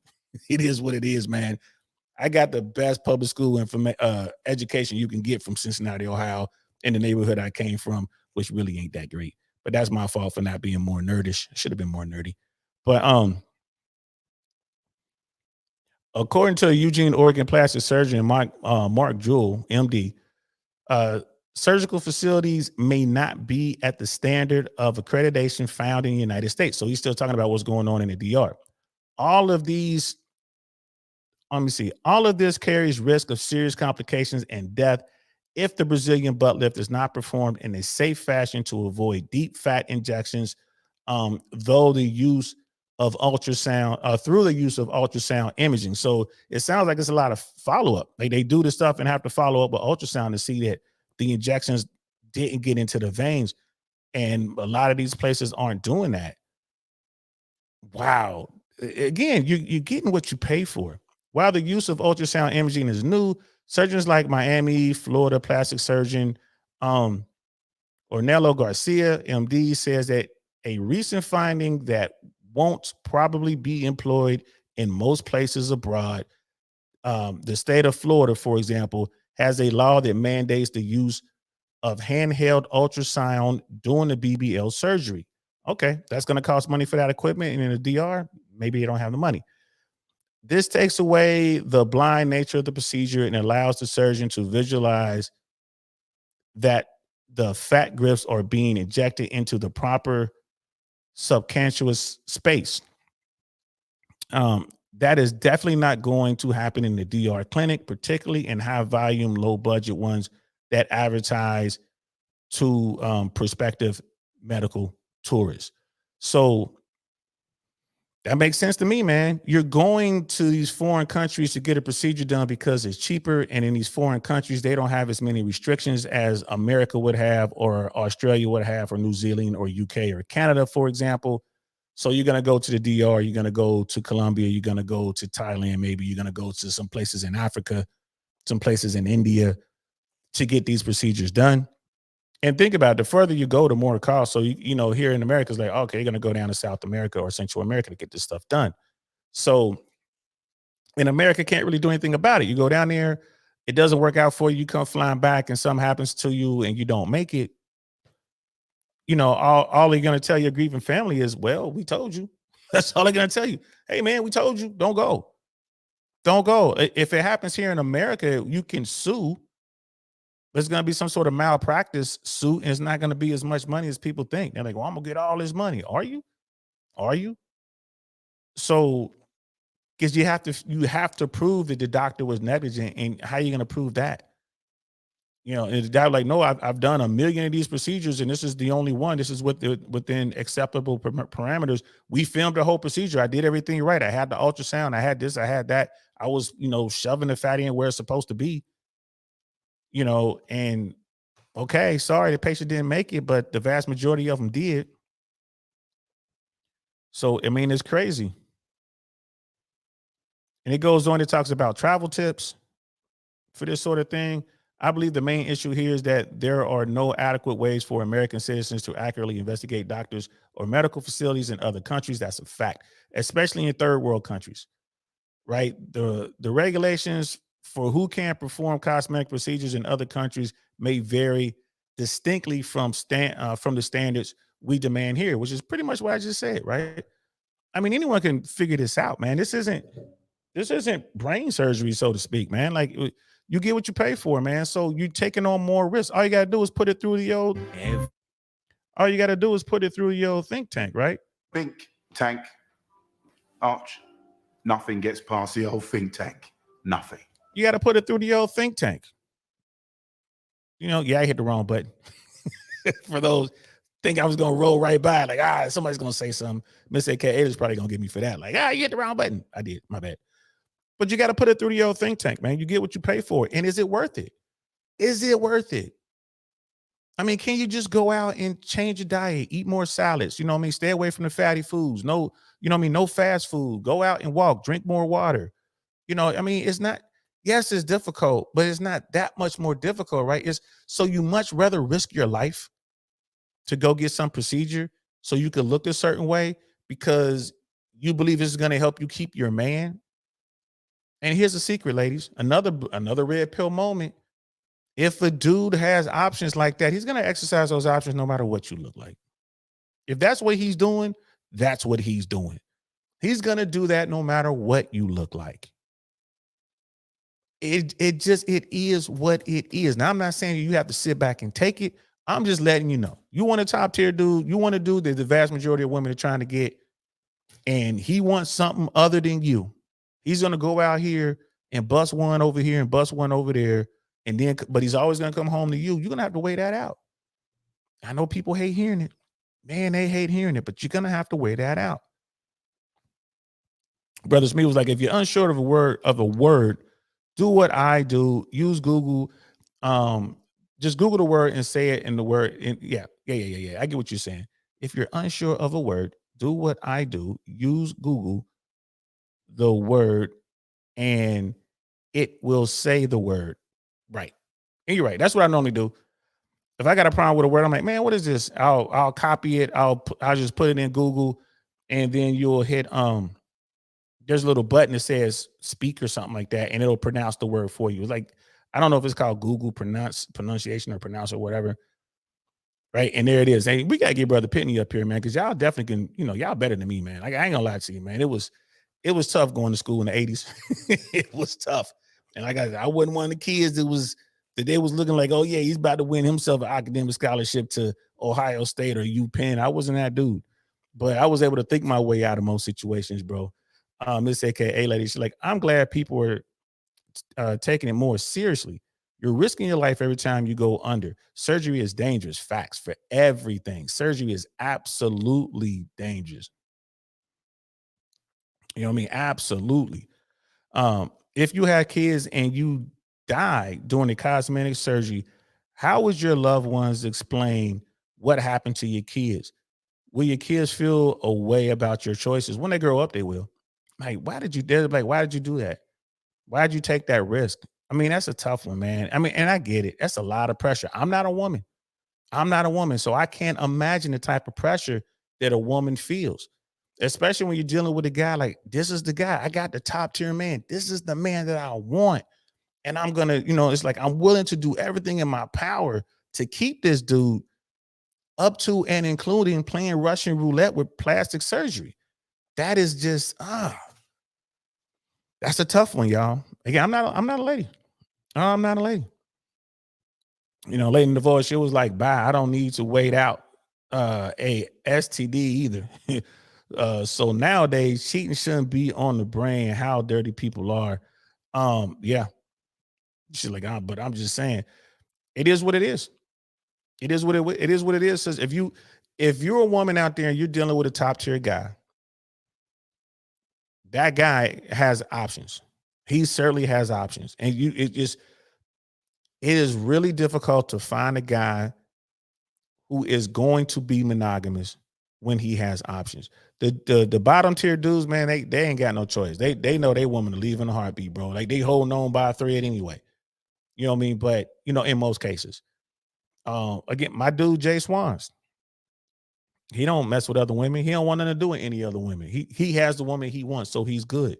But we had this conversation today. I was like, bro, you are the absolute minority. If I'm just making up numbers, I would say that the type of men who are top tier guys who have options, who have women coming after them all the time, that say no, that guy's got to be in the low single digits.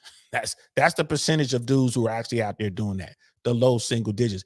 It's easy for me to say no to a big, fat, ugly girl. It's easy for me to say no to a girl who's an obvious streetwalker or something like that. It's easy for me to say no to a woman who just looks, I don't want to deal with her, even though she got a nice body, but she has a horrible attitude. Nah, I'm talking about saying no to gorgeous, regal women who are coming up to you like, listen, I got a husband, but it's just something about you. I got way more to lose than you, but I'm really digging you, man. Let's get together and do a little something. It's hard to say no to that. You know what I mean? It's hard to say no to a woman that's like as fine as Rihanna in her day or whatever, Janet Jackson in her day. Jay Swan says no to that stuff all the time, bro. Y'all think I'm lying. We'll be out and about. He doesn't even realize the women are hitting on him. That's the funny thing. And his wife knows it. His wife had to break it down to him.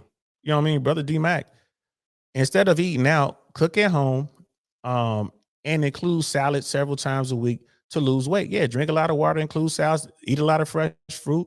There's ways to do it, but it takes work. You can't get it done right away. Lay in the void, you know what I mean? Miss AK lady, yep. Because they still doing it and and can't wait either. You know what I mean? It's like, yeah, I'm hoping that Jackie O situation slows some down. I hope so too. Oh, we got a star in the building. What's good? We got Sister Shoo in the building. What is good, sis? Good to see you, man. Hey, I'm so proud of you, girl, and all the work that you are doing right now. Your editing work, man. And I know you still out there getting in front of the camera as well. I can't wait till you decide to get behind the camera and shoot something, girl. I'm saving up my pennies, girl. I want to produce one of your projects, man. Shout out to you, Shoo. What's good with you? We're over here talking about BBL or natural bodies, man. I'm trying to figure out why women are risking their lives getting these surgeries and like how dangerous it really is, especially when you take into consideration, like we started the video off with a TikTok video of a woman who was in a mall, talking to, black folks. And she must have asked 5 or 6 women and 5 or 6 men, which is better, a BBL or natural body? And all the women said BBL and all the men said natural body. And it's just like, I don't understand why women are taking risks. Miss AKA lady was saying that there's pressures out there. There's pressures to look your best. And then we were talking about Jackie O and what happened to her. And that's so sad. By all accounts, everyone said that Jackie O was such a cool woman. And she went to get that mommy makeover and she didn't survive the procedure. And I believe that happened down in South Florida. Lady in the Vogue is like, we'll go be optional. Why want to be with me if you want to be free? I promise you, I won't care to be alone if I'm going into something I know how it'll be and don't want to handle it. Sorry. You know, I mean, it's I get where you're coming from, sis. Dudes are gonna lie. Dudes are gonna lie. You know what I mean? Like when I talk to dudes in this space, we're talking about this manosphere stuff. I say, hey, bro, like when I was running rotations, I never lied to a woman. I never lied to her. This is what we're doing. Hey, baby, this is how it works. You are one of. You might be one of 5, one of 6, one of 8, but you're in the rotation. So when you see me, Cincinnati is a small place, man. Cincinnati is not a huge city. Right. And people like, well, you could just go creeping. You could just go creep out and, out there in Springdale somewhere, man. You could take her to Forest Fair Mall. You could take her to Tri-County Mall. You could take her over to Florence Mall. Here's the thing. Everybody's going to those same places trying to creep. You know what I mean? She might be over there trying to creep. You over there trying to creep. That's how you get caught. Quit lying. Just tell them the truth. Hey, man, I'm this. This is it. You ain't, you know what I mean? We ain't a couple. I like you. I like hanging out with you, but this is how it's going to go. If you want to spend time with me, that's fine. But what I do when I'm not with you is my business, right? So I would always do that. Not every woman is going to be okay with that, and that's fine. But you give her the choice. These dudes, they don't get enough access to do that. They don't want to do that. They get one girl and they get another girl over here, and they like, I'm just going to creep, and I'm not going to tell nobody what I'm doing. And I tell people, don't do that. Don't do that. Because now she's justified in slashing your tires. Now she's justified in walking up on you with a golf club and hitting you in your ankles. Yes, I've seen that. And I've seen it. Dudes sitting there on the ground screaming, holding their ankle. You want to talk about a vulnerable point, boy, that hurts. And then every time he take a step, because it never heals right. You break somebody's ankle, bro, it never heals right. Every time he take a step, he in pain thinking about what he did. That's his fault. Keying your car, getting the gun and popping off at you. That's your fault for lying to her. But if you tell her the truth, you let her know what time it is, she ain't got nothing to be mad at. She like, I signed on for this. Right? She might come back. She might try to counter you. Like, well, look, if you're going to do that, that's fine. Just don't put it in my face. I ain't putting it in your face, baby.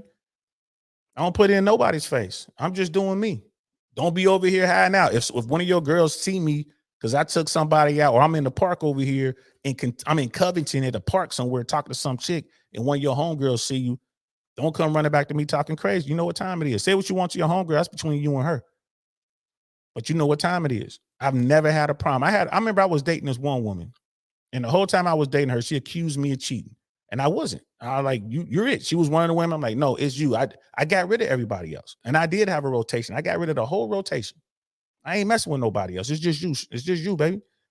And she would always blame me. Other dudes that she knew and her girlfriends, boyfriends were acting up in this, and they, man, blaming me for this stuff that they doing. I mean, man, I don't know nothing about that. I don't work like that. If I had a rotation, I was always tell her, like, I had a rotation. I got rid of my rotation for you. Like, if I had a rotation, I would tell you. She just never believed me until I finally had enough, and I walked away from the situation. Like, you know what? That's it. I'm done.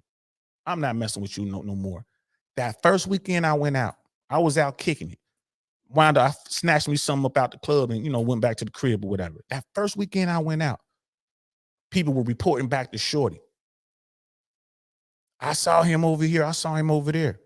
And it was at that moment she realized that I was not lying to her. It was at that moment she realized I wasn't cheating. I never was, and I wasn't gonna. It was at that moment, but it was too late. I was already gone. She tried to circle back like, we about to have some fun now. Because I came at you like a top G. I came at you, not a top G. I came at you like a good boy.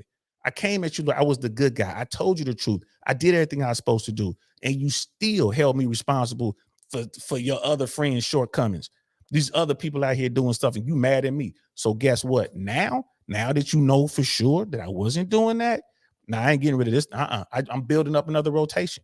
You want to be in the rotation? You can. I got a 3 spot for you. I'm building up another rotation. I'm not doing that again. Not with you. I tried it with you, and you ruined it. You had to ruin the day. This little shorty was mad, but you know what? She took that 3 spot because she was hoping to get back up to the 1 spot. She never got there. But she was hoping. You know what I mean? Salute to you, Shoo. Always a pleasure.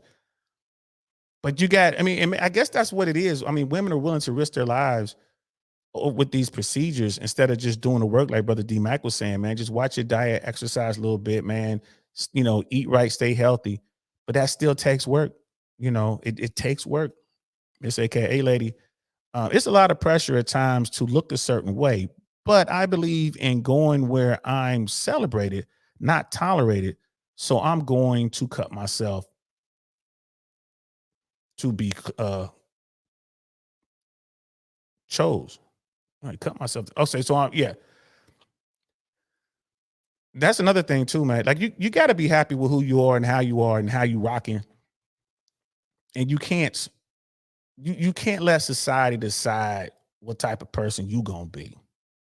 That goes for all of us, man. Like for dudes, there are a lot of dudes out here, man, that y'all ain't ready to be players, bro. It ain't in you, man. Y'all ain't built that way. Y'all sitting around here talking about you want to spin plates, run rotations, and all the rest of it. You want to be able to womanize and code approach and all this. You really don't. It's not you, and that's fine. That is fine. So when you come to someone like me, or you fall down that red pill rabbit hole and you hear all this talking about, pickup artistry and spinning plates and female nature, what you need to do is glean the information that's pertinent to you. You need to go out here and understand how women move in general, right? But that doesn't mean you got to go out here and be a player. You don't have to. You ain't built for it, bro. All you need to do is see, like, okay, I see what they're talking about. All right, I don't want to present myself as the good guy. Not right off the rip. I want her to be able to work up to that. Like Jay Swan says, man, you treat every woman you deal with respect, but there's only one woman. There should only be one queen. You can't be walking around calling everybody queen. You calling everybody queen, then the word has no meaning. You calling them all queens, I could be calling them 304. It doesn't mean anything. So you need to go out here. If you ain't a player, don't try to be a player, man. If you ain't about this life, don't even attempt this life. There's nothing wrong with going out there and finding your one woman that you want to be with, but you need to understand female nature. You need to understand that not everyone is going to be honest with you, right? All is fair in love and war. You need to understand that. And once you understand that, you can move accordingly. There's so many dudes that I talk to in this manosphere space. I be telling them, like, bro, you ain't built for that life, man. You really ain't. So what? You got 4 women in the rotation. You're still not happy because you just want one. All right. It's like, all right, cool. You got the knowledge. You see that women make rules for the guys that they really don't want. They make rules for the betas. There are no rules for the alpha. There are no rules for the men that they want to be with. You will see that, you know what? The vast majority of women will go home on the first night. If she's really into you, she'll do it. There's nothing wrong with that. I tell people all the time, man, this is grown-up talk, man. Like, you ready for this grown-up talk? You know what I mean? I'm here to tell you. Your mom probably did smash a dude on a one night. Your mama probably had a one-nighter, homie. She might have had a one-nighter. And guess what? Here's another thing. That one-nighter might really be your daddy. The dude you know is your daddy might not be your biological bro. Don't nobody know but your mama. Now you can do tests. Now the test exists. And I'm not trying to knock anybody, just letting you know we're all human. We all do what we want to do. I got so many stories, y'all. Just stuff I seen. Like, you mean to tell me? Like, I done seen women, perfect women, regal women, with their man, got their kids. They'll come around the corner and see me standing there, and they'll be like, uh-oh. Why? Because we got a story. And she know, though, I ain't gonna say nothing. You know what I'm saying? I'm like this, quiet as kept. It never happened. She'll walk right past me, and she'll have that slight smile. But I won't say nothing. I ain't gonna be like, hey, what's up? Hey, girl. I ain't trying to mess up your situation. I'm happy for you, baby. Your secret is safe with me. That is understanding female nature. Now, I'm not gonna sit here and say women are this or that, and all dudes are this and all women are that. I'm not saying that, bro. All I'm saying is get out here, get your social awareness up, get out here, get your money up, get your fitness up, right? Get your game together, and you can choose. That's all I'm saying. Go out here so you can choose. Ladies, I will say this. Playing Russian roulette with your body, with your life, to get a mommy makeover, to go out here and get a BBL or whatever. Ladies, don't do that. You don't have to do that. You really don't have to do that. It's plastic surgery. You don't have to do that. Don't risk your life because you want to make sure that your man is still attracted to you, your body is right. Do the hard work. Just do the hard work. Be a good woman. Be a good mom. He ain't gonna be able to find that. That DC young fly dude. The reason he's around in the first place because you got qualities he can't find. So let him go out there and mess around a little bit. Y'all had that talk, man. Don't bring nothing home. Don't hurt me. Don't hurt the kids. And then we good. I want to be with you. I understand. You out here doing what you're doing. Be safe. You know what I mean? And he's like, okay, cool. And hopefully he's safe. And if he violates that trust, then you gotta leave him. You gotta leave him. But don't go play Russian roulette with your body. Don't go out here and risk your life thinking that somehow this is gonna keep dude around. There's gonna be someone younger, tighter, finer. You know what I'm saying? He might be into the natural look. Ain't nothing you can do. That's what he want. And that girl with the natural look is trying to get on. There's nothing you can do about it. Nothing. You know what I mean? Take that tip from an old man who's been around the block 2 or 3, 4 times. You know what I mean? Brother Smith was the only good thing I could see from a woman passing after body mod surgery. Oh, yeah. After she dies after body modification surgery is the fact that their kids will most likely never do it themselves. But besides that, nothing good comes from it. You never know, man. The kids might try it, man. They might try it. They might try it. You know what I'm saying? I see the love, Lady Navora hollering that shoo. I see the love. It is what it is, Sister Shoo. Been listening in the clouds. That's what's up, girl. I appreciate you, Ninja, watching. The moment men start flocking to fat butts, fat asses and big tits, is when women will stop. You think so, sis? Do you really think so? Because you getting the attention, but they just want to smash. It's not like they're not getting the ultimate goal, which I would think is the lasting relationship. And that doesn't necessarily mean marriage, guys. Y'all know how I feel about marriage, but that's not going to get that guy to commit to her simply because she went and got the augmentation of the big butt and the smile. I mean, it is what it is, bro. I don't know, sis. I don't know. But the thing is this, though, and I'm not saying don't look your best. Don't have the best body you can get. What I'm saying is work on it. Don't take the cheat code. It could kill you. You know what I mean? Like, she getting a whooping, and I'm proud of her, but still. y'all talking about something, man. And like I say, it's crazy out here, y'all. It's crazy out here, man. She's like, Jackie O didn't need all that, though. And that's my point right there. She really didn't. That's the point I'm trying to make. There's women out here doing this, man. They don't even need that. Brother D-Max, like, I think the stats need to be broken down by age. D-Mac at 30 is different from D-Mac at 55, as he doesn't have the same energy or tolerance for cheating. Yes.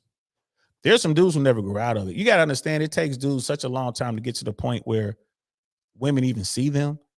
Right. So that, you got guys out here, like the average dude is invisible to most women. Right. So he could be, his mid 30s, early 40s before he starts making the kind of money and getting his stuff right. And like, really becoming attractive to women. So by the time he hit his mid 50s, it's only been 10 years of him, getting top tier women. He might not want to stop. He's trying to catch up for all the ones that he didn't get, all the experiences he didn't have when he was younger. He might not want to stop. Whereas someone like D-Mac been getting on since he was a youngin'. D-Mac been getting on since he was in his teens. Someone like DL Saint, someone like Jay Swans, man, we've been doing this, man, since we was kids. So by the time, now at 50, I'm in my 50s now, like, bro, I'm not pressed. I ain't gonna lie to you, man. I'm not pressed. I'm in my 50s now. It's like, nah, I'm good. If I see something that intrigues me, I'll go holler at her. But for the most part, nah. Like, for every woman I holler at now in my 50s, when I was in my 20s, it would be like 20 more women. You know what I mean? Like, for every woman I'm hollering at now in my 50s, I would have hollered at least 20 women when I was in my 20s. I'm talking to everybody. What's up? I was really that dude. Holla, holla, holla, holla, holla, holla. Let me holler at you. I was that dude for real. And I was always out on the scene.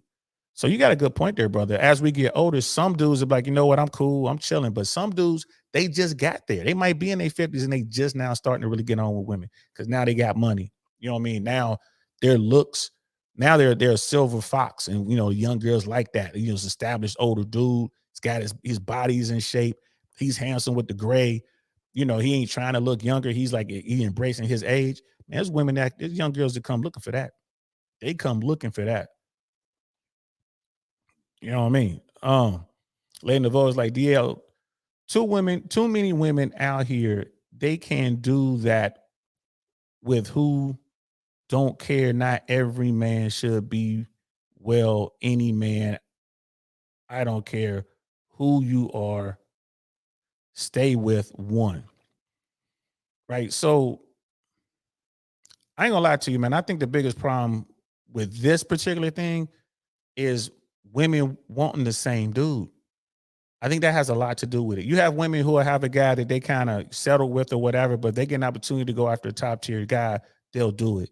And I think a lot of these women are like, well, because some top tier dude, what I'm saying, smash me or whatever, let me do something to him on the trip to Atlanta. That means I can get me one. I can qualify because I had sex with that guy. And that's not necessarily the case. And then they're like, well, I could get him to want to be with me if my body were a little bit better. So I'm going to go ahead and take this money that I'm making and I'm going to invest in, a BBL or a tummy tuck or a breast job or whatever. Or I'm going to go get, I'm going to get the lips done, or I'm going to get this done or that done, get my skin pulled back or whatever. I think that has a lot to do with it. I think that women should, you know, understand what it is. And like, what? I got a good dude here. This isn't the top tier dude that I was hoping for, but I got a good man and he loves me, he respects me, and he's doing everything he can for me. Yeah, he can't afford to take me to the finest restaurants once a week, but he can take me, every other month or so. Yeah, he can't afford to get me a flight on a private jet from LA to Vegas every month. But you know what? He surprised me on the anniversary with a flight on the King Air. Like we got on a private jet of King Air and we went from Atlanta to Orlando or something like that. Yeah, he can't afford to take me to the Maldives, but he knows I love to take cruises, and he went and got me the Scandinavian cruise. Like we flew over, and it took him a couple years to save up for it, but we wound up going to this Scandinavian cruise and all this. Man, he loves me. And he's working he'll die for me, and he's working his ass off for me. And I think if you got a situation like that, ladies, just throw yourself into that situation. Love that man, because that man loves you. Right. And all right, so what? He's not 6 feet or taller. So what? He's not making six figures a year. You know what I mean? So what? He ain't got clout like that. So what? He can't get you in the front of the line at whatever nightclub or event. So what? He can't get you the VIP tickets at the Cat Williams concert or whatever. So what? But he got you backstage. He paid for that package. You know what I mean? He paid for a good dinner. You know what I mean? All right, so what? He can't get you a Birkin. He can't get you a $200,000 Birkin. But he saved up his money, man. He got you a nice little Chanel bag. You know what I mean? He might have Chanel might be too much for him, but he went out and got you a nice, you know what I mean? I guess you got some Chanel bags out there that are not that expensive. He went out there and he found a good deal on a Chanel bag. You know what I mean? Maybe he found one on the gray market, secondhand market or something like that. It's in real good shape, and he was able to get one for a third of the price. So he went out there and spent $1,200 and got you a nice Chanel bag, used, but still he's had to spend $1,200 on it, or whatever the case may be. And that's the kind of stuff that I say, ladies, if you get a guy who really loves you, he honors you, he respects you, he's willing to die for you, he's working his ass off for you. That's it. You won. But I think a lot of women out there, the hypergamy thing, man, a lot of women are like, but I smashed that dude over there. That guy has a Lamborghini, and I had a good weekend, so I think I qualify for that. I could be wrong, guys. I could be wrong. Shoo, Jackie O's situation was sad. The pressure of the industry and the teasing she got from DC Young Fly didn't help. I didn't know he teased her. Ooh, I didn't know he teased her. That is a lot of pressure. That's terrible. But you got to stand up to that. That's really that he shouldn't have, that's on him, bro. That's terrible. You can't do that. You can't catch somebody when they're at a vulnerable state like that and start teasing them. But again, I mean, man, that's bad. But no, I don't know if he was after the teasing or whatever, when the cameras are off. I don't know. He was like, hey, baby, let's go out and work out. Hey, let's walk. Let's do this. Let's do that. I don't know if he was doing that. I don't know. But that's terrible. Being teased like that, that is terrible. You know what I mean? All right, Sister Lavoie, we'll see you in a minute. she got to be right back. You know what I mean? Golf club to the ankle. Yikes. Yeah, that hurt. I'm just trying to catch up, y'all. I'm just trying to catch up. You know what I mean? That DC Young Fly thing, man. I didn't know he teased her shoe. That is crazy. Brother Cody's King is in the building. What's good, fam? Like, yeah, you'll be celebrating in the squat rack. Facts. You got to do the work, brother D Mac. Believe it or not, a woman's femininity and attitude can take her much further than the BBL. I agree with that 100%, brother. 100% from a male's point of view. Absolutely 100%. You know what I mean? So Cody's about to get at it with with Shoo and Miss AKA lady. You know what I mean? That's what's up, man. But it's crazy. Shoo at me. This is going to ruffle some feathers, but any man that vacations in Latin countries has no room to tell women they prefer natural. Yeah, you're right. I mean, it's like I said, in Colombia, it's mad women in Colombia losing their life behind this kind of stuff. Plastic surgery runs rampant in those places. It does. It does. But there's still women down there who are just natural. You know what I mean? But when they're young and then they start having babies and they do the mommy makeovers and stuff like that. Absolutely. I don't see that as ruffling feathers. I really don't. Like if I'm in Colombia or if I'm in Brazil or if I'm in, Peru or wherever I am, I'm still looking for natural beauty. But that doesn't mean I won't smash a chick with a BBL. Come on now, let's keep it 100. She's got a cute face. She got a cute face, big butt and a smile. Hey, she's poison, but hey, I'm gonna have some fun. It is what it is. Like again, yeah, Latin women, man, especially when they get older, bro. They've been on that for a long time. You're 100% correct, sis. You're 100% correct. You know what I mean? And look at Cody trying to get it in like, nah, they're natural beauties. All that plastic surgery is just breast reduction. Nah, I mean, they getting after it, Cody. I ain't gonna lie to you, bro. They getting after you, Cody. Look, shoot. Oh, yeah, shoot, and Cody are gonna go at it today. That's crazy. That's what's up. So I'm definitely gonna show all of the chats, guys, but let me finish up with this article so we can move on. There was one other article I wanted to get at, and then we'll wrap this up. Let me see. So for U.S. citizens considering plastic surgery abroad, the CDC stresses the importance of doing your homework. This is true, y'all. You definitely want to do your homework. And consulting a primary doctor well in advance. They also advise seeking guidance from the travel medicine specialist at least once a month before travel and allowing sufficient time between flying to and from a destination for surgery to minimize the risk of complications, especially related to blood clots. It is not safe to get on an airplane right after surgery without proper preparation. That is a fact. Patients need to be counseled appropriately pre-surgery, and I don't think they're being properly educated, which they are not.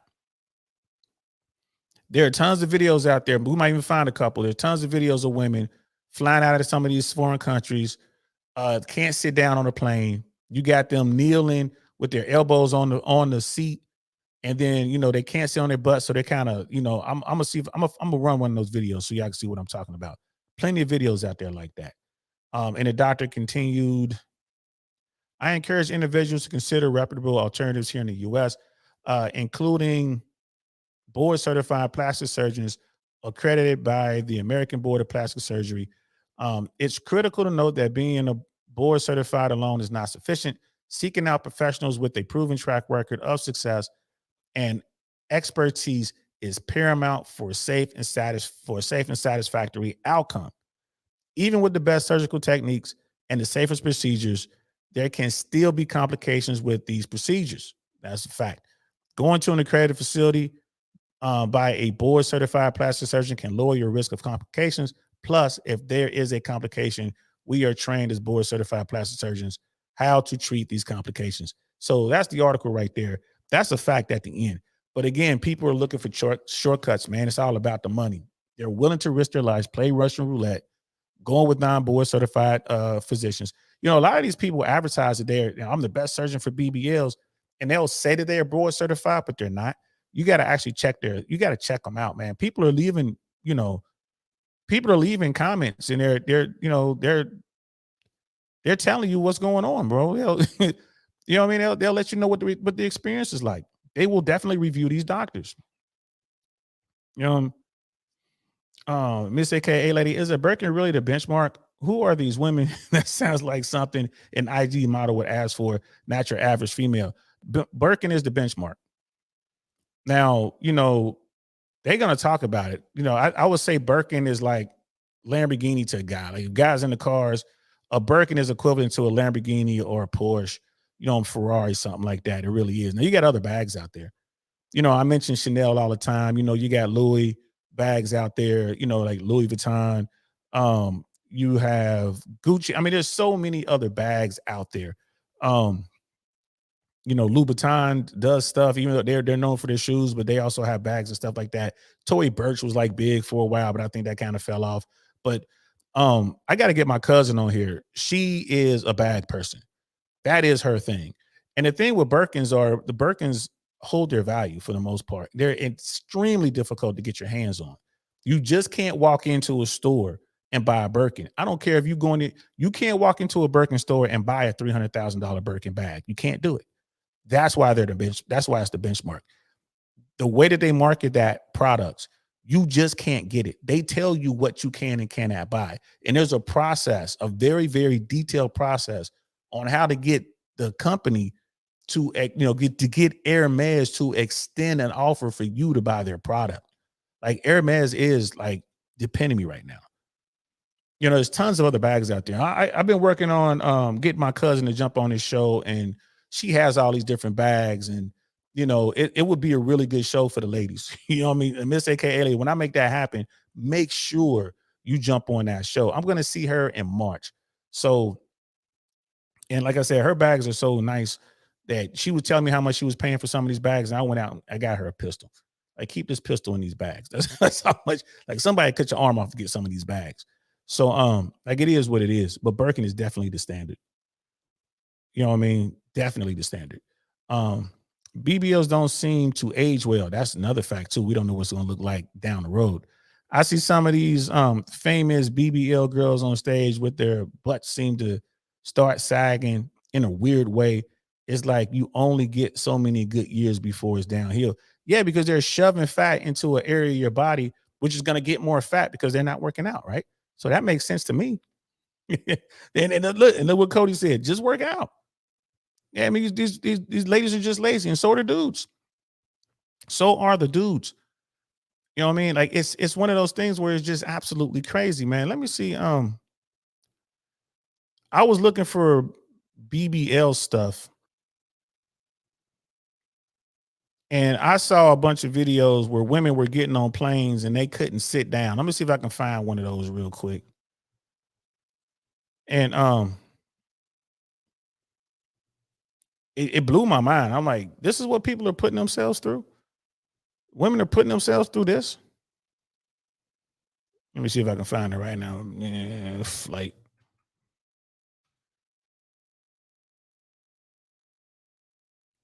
Here it is right here.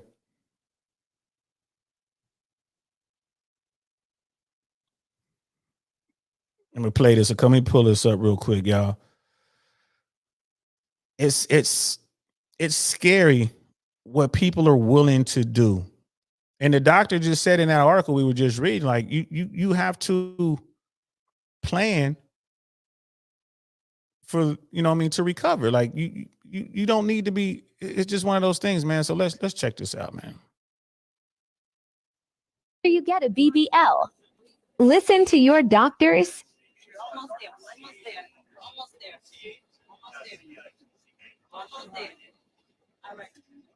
Please don't travel right after you get a BBL. Listen to your doctors. They're trying to load the lady into the airplane because she can't she can't sit down. They're trying to load the lady into the airplane. And there was another one. You know, like I said, they're all over the place. Here's another one right here. How flights from Miami look.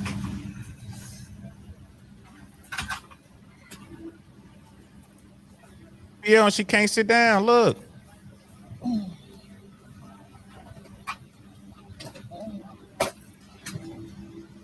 Them BBLs require a lot.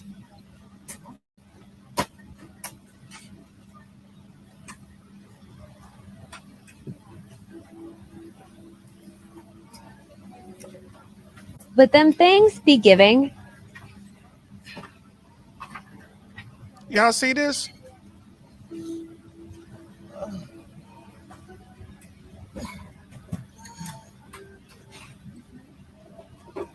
How flights. Man, y'all see that? What are we doing? What are we doing? It's this ain't even funny. This is not even funny. They can't sit down. And there are people making light of this, man, but this is just one more. I'm going to show you this last one right here, y'all. So I got on my flight today, and everyone seated around me just had surgery. They didn't know each other. Remember, ladies, if you're getting a BBL, don't forget about the flight home. Pack something comfy for your knees. So I got on my flight today. So you see the woman right there. It's like she look at this. They can't sit down. None of these women know each other. They're trying to get these procedures on the cheap. You have to be able to recover before you try to get on the plane. So it's just like as soon as okay, my money's right. This is what I paid for. I paid for 3 days recovery. Okay, I'm ready to go. You're not ready to go. And things could still happen. You can still get a blood clot. You can still lose it. You know, look at Cody. Cody laughing. Man, ain't funny. Cody laughing, but it's not. This is what they're putting themselves through. This doesn't make any sense. Just work out.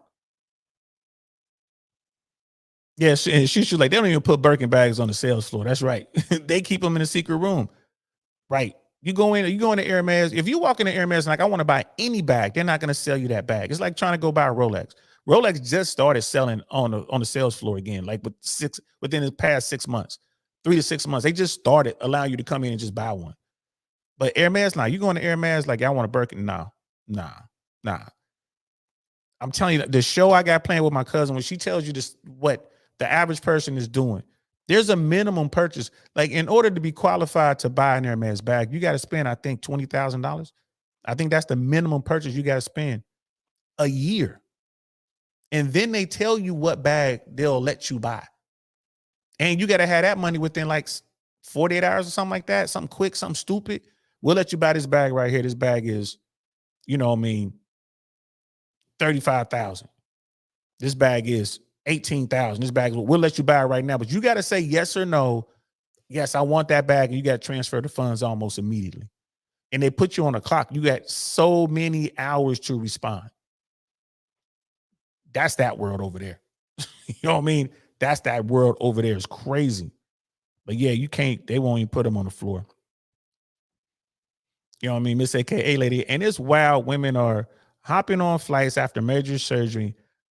I'm not a doctor, but it doesn't sound safe to be in that type of air pressure after surgery. Sounds like a recipe for a blood clot. Yeah, you got that. And the fact that you're doing this, you're not even splurging for first class. Like, well, at least let me get more room. At least let me splurge for the aisle seat or something. This is what women are doing. This is frightening.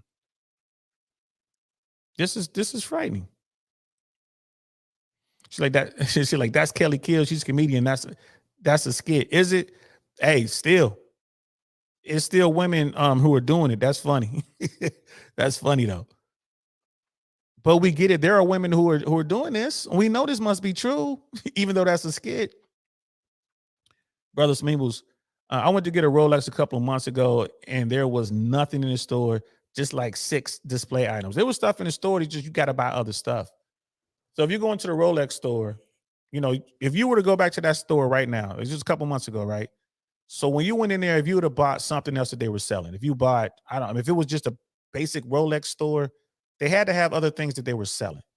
So you got to buy something that you really don't want. You buy that, maybe you spend $3,000 on some watch you really don't want, one of those smaller watches, or you buy whatever they got, right? Normally, what I would do, like if I really wanted to get a Rolex right now, which I don't, but if I really wanted to get a Rolex right now, I would go to one of those places to sell. There's authorized Rolex, but they have other jewelry. So what I would do is I would go into the store and I would buy a Tudor, which is Rolex. It's just their sister brand. Let me get this Tudor right here. I might get like a Black Bay chronograph or something like that. I might spend, I don't know, 50, maybe $5,000, $4,000, something like that on that. Then come back a month later and then buy maybe a necklace or a bracelet or something like that for my girlfriend or whoever. Maybe give it to your mom's on Mother's Day or something like that. So come in there and spend like maybe 1,200, 1,500, you know what I mean, couple grand on some bracelets. When you come back the third time, they'll have the watch that you want. They'll have the Rolex that you want to buy. But you got to let them know, like, hey, I really want this. Like, okay, so basically what you're doing is you're buying other stuff. They're gonna make you spend, I don't know, $5,000 or $10,000. But once you do that, then they'll let you buy that Rolex. It's there. They got it. That's just the process. It's crazy how that works. You know what I mean? I know it's crazy, but if you want a Rolex, that's what you're gonna have to do. You're gonna have to have a relationship with an authorized retailer, you know what I mean, or maybe even a reseller. You got people out there who get these watches and they resell them. But if you got an authorized Rolex dealer, go into that store, buy other things, and then they'll have that watch that you want after your third visit. It provided you spent enough money. That's just how it works. Which, you know, it is what it is. It is what it is. And look, Shamir's like, don't laugh. I'm sorry, man. I try not to. Brother Smith was like, they told me nothing was for sale and there was a waiting list. Yeah, if you'd have bought some other stuff, right? You find a Rolex dealer, authorized Rolex dealer who has other, let's say you got a authorized Rolex dealer, but they also have Omega, they got Breitling, they got IWC, they got Tag, where you go into one of those stores, right? Buy yourself, you know what I mean? Like I said, they got, buy yourself an IWC, buy yourself an Omega, buy yourself a Breitling. And when you come back in there, they'll have that Rolex for you. Guaranteed, bro. Guaranteed. And it's terrible. Or you can do what Myron did. Myron went all the way over to Dubai, and they had friends. They had people who were authorized Rolex dealers that had the watch that they want. And here's an opportunity. Hey, man, you can buy this one right now. And he bought it. You know what I mean? That's what you do. But it's crazy how they just make you do that stuff, man. You know what I mean? If you want to buy this watch, you're going to have to buy all this other stuff first. That's insane. It's like, oh, if you want to come and watch this comedy show, man, you're going to have to go over here and buy these t-shirts. You're going to go over here and, you know what I mean, buy these hats. Okay, now you spent enough money over here, I can let you into the comedy show. That's crazy. Yeah, you're like, me and my dad were like, what the hell, mate? Like, what the WTF? That's how they do it, bro, for Rolex.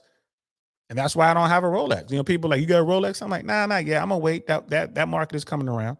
I'll get a Tudor, you know what I mean? And I'll get I got Omega, Breitling, I got Long G's, I have Oris.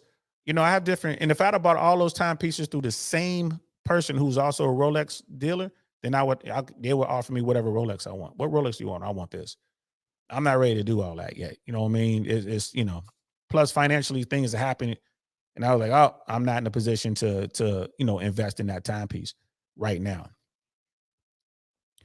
They tell you after those procedures that you can't sit on your butt for a while. Like, yeah, how long is a while though? That's crazy. Brother Tez is in the building. What's good, fam?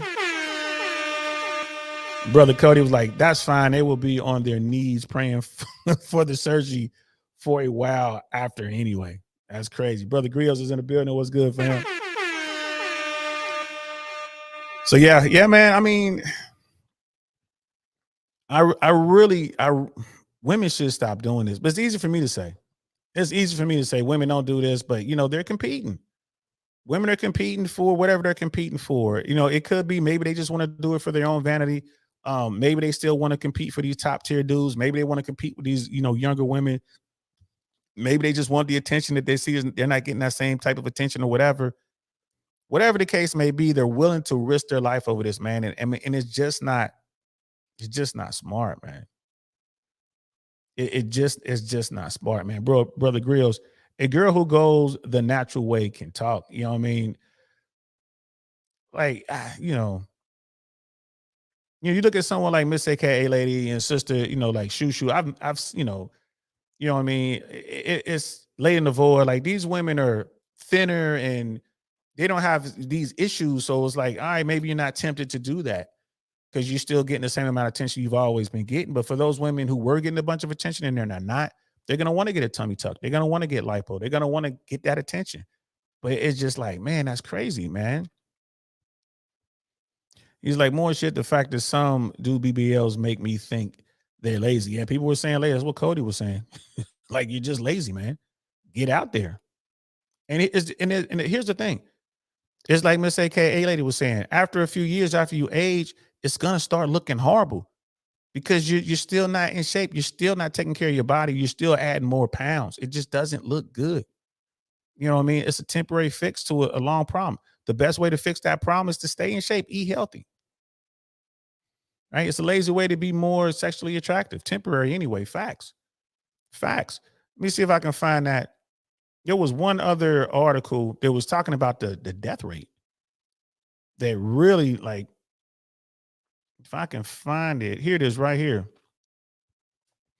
And this is ABC Action News. This is out of Tampa, actually. This is from this is out of Tampa. Let me see if I can pull this up, and then we'll end the show with this.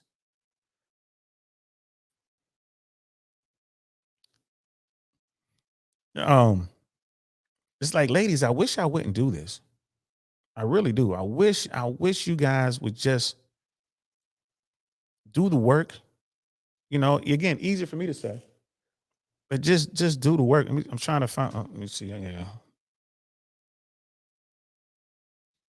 I'm trying to.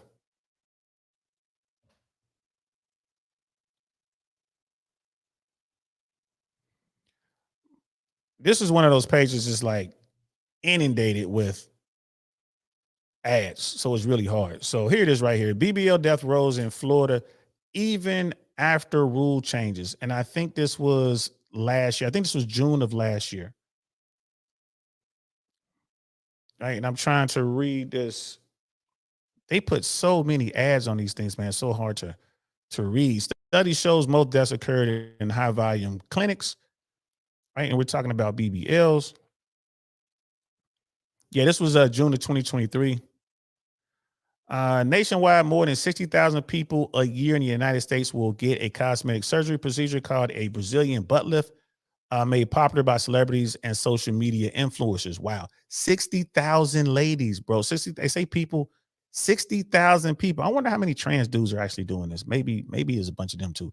60,000 people are doing this, man, a year. BBLs, as they're called, can be dangerous. The death rate is the highest among any plastic surgery. Right, which the other article was saying it. A Tampa cosmetic surgeon was disciplined this month by the Florida Board of Medicine because his patient died following the Brazilian butt lift procedure. Right, and this was in Tampa, guys. This was last year, last June, when this article was written. A Tampa cosmetic surgeon was disciplined this month in Florida Board of Medicine because his patient died following the Brazilian butt lift procedure. Man, all these damn ads, man. The ABC Action News I-Team digs into what experts say can cause death and talks to a cosmetic surgeon about what can be done to lessen the danger. In early June, Dr. Joseph Castellano walked out of the Florida Board of Medicine meeting after the disciplinary hearing regarding the death of a patient under his care. Gosh, man, I know that they make their money on ads, but Jesus, like I can't even. These ads keep popping up. All right, let me see if I can. I'm just trying to read this, man. And every time I move it a little bit, a different ad pops up and it makes me lose my place. So it jumped all the way to the bottom. So here's the woman. Audrey Torres, 35, a single mother who lived with her 23-month-old son, died after she went to Castellano Cosmetic Surgery Center on February 20th, 2020 to get a BBL. Neither her family nor the lawyers can discuss the case because her estate sued Dr. Castellano and agreed to a confidentiality agreement. So it's a gag order on that. State records show they reached a $250,000 malpractice settlement in the case. That money will go to support Torres's young son. You might recognize Castellano from the billboards dotting high traffic roads across Tampa Bay for years, advertising his results as just beautiful. Dr. Castellano advertised Brazilian butt lifts on his website and on social media. So here we go. Like, you got some woman in Tampa who's a single mom decides she wants to get a BBL. She got the BBL. She didn't survive the procedure. Her family was paid out $250,000 in a malpractice settlement. Now, here's the thing. I think a third of that goes to the attorneys. Maybe they worked it into it to where the attorney's fees were paid by his insurance or by this doctor. $250,000 to the child of the woman who lost her life in this procedure. Right? That is not a good deal. This little boy done lost his mama forever. This patient here, we're lipo suctioning her abdomen, her love handles, back, inner and outer thighs. Then we're transferring it all to her butt, he said. Torres' BBL surgery took place nearly 4 years later at Castellano's clinic on McDill Avenue here in Tampa. According to the Florida Department, damn, these ads.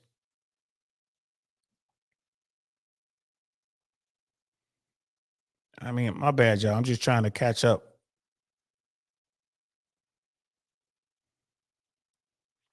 All right, so sale is a great option. So it's a great option for someone who has a little extra fat and they want to transfer it to their butt. That's what the video says in 2016 on his Facebook, which I'm sure has been removed. And then it goes into what they were doing. Torres's BBL surgery took place nearly 4 years later at the clinic. According to Florida Department of Health complications developed during Torres's surgery. She was taken, damn it.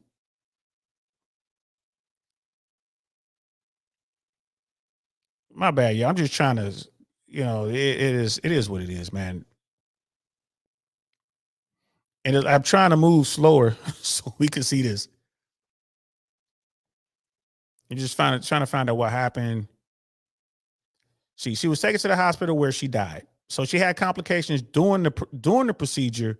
They rushed her to the hospital and she didn't survive. An autopsy reveals she died from fat emboli, which is when particles of fat enter into the bloodstream and block the circulation, which they were talking about that in the other article. Looks like this thing happens all the time. Remember, in the other article, they were saying that in America, I guess now one of the procedures you got to use the sonogram thing, like, so you can see what you're doing. So you got to have like a sonogram as you're doing it or whatever. Which is crazy. And we're trying to get to neither party could talk about the agreement because it was sealed. Damn. Me trying to get rid of this. I'm just trying to get rid of these ads, man. There we go. So, as part of the settlement, the Florida Board of Medicine, Dr. Castellano will receive a letter of concern, pay a $10,000 fine, and investigative costs, complete 5 hours of continuing education, and will be permanently restricted from doing BBLs in the future, right?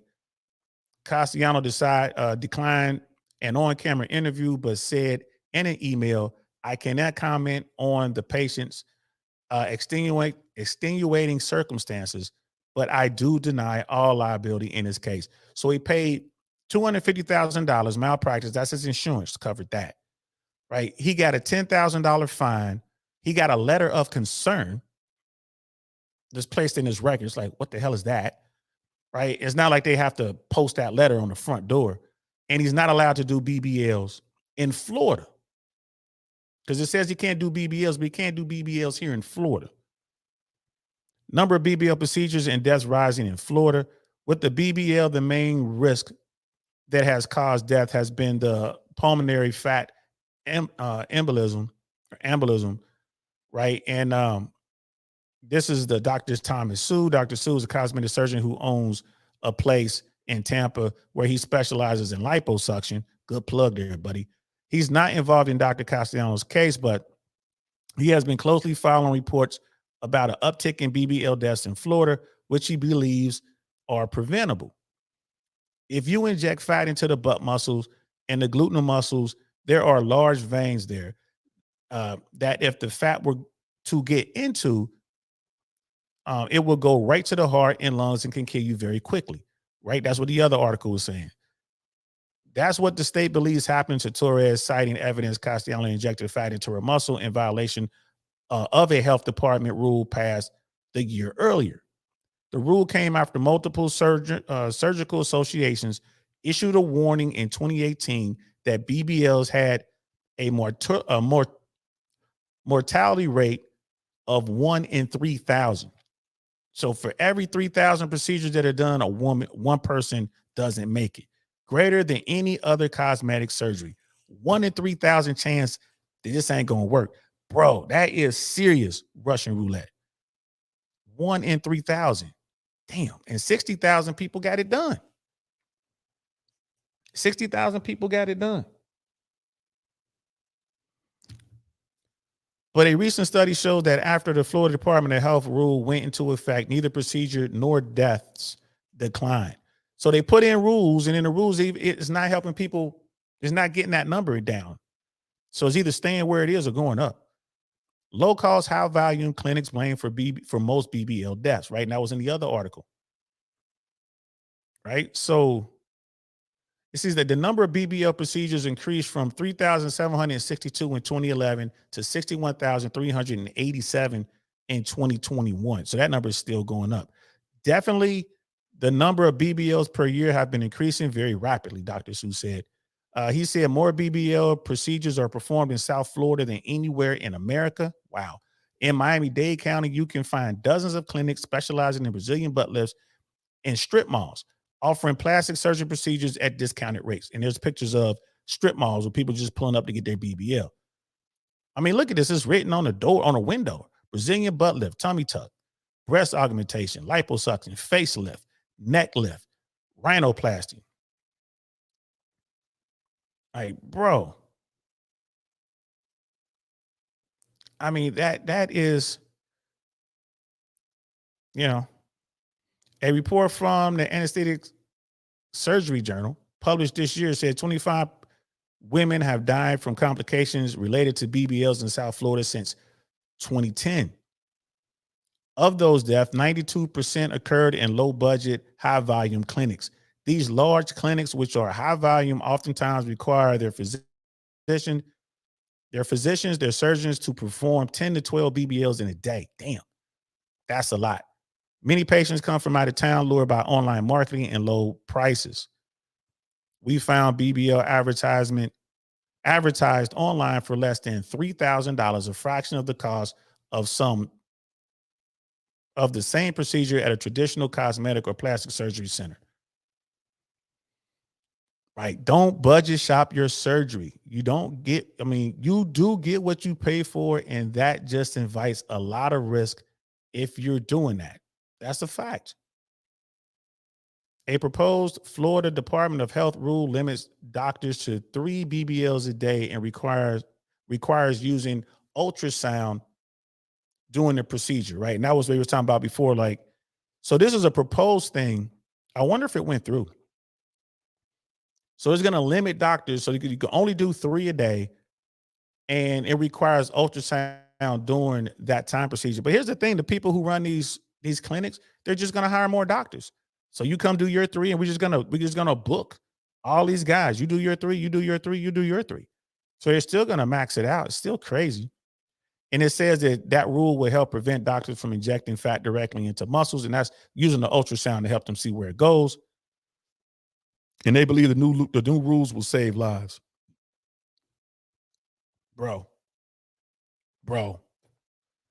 I don't get it. I do not get it. That is some craziness, man. That is some craziness. That is true. I mean, for every 3,000 procedures, some person dies. Damn. I'll put the link in here if anybody want to come up and talk about this. I mean, ooh, that is something right there, man. That is something. I'm gonna catch up with the chat real quick.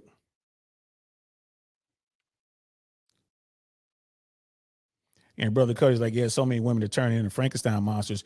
Some dudes are too. It's just more women do it than guys. You got these short dudes who are breaking their legs and getting procedures done to add heights.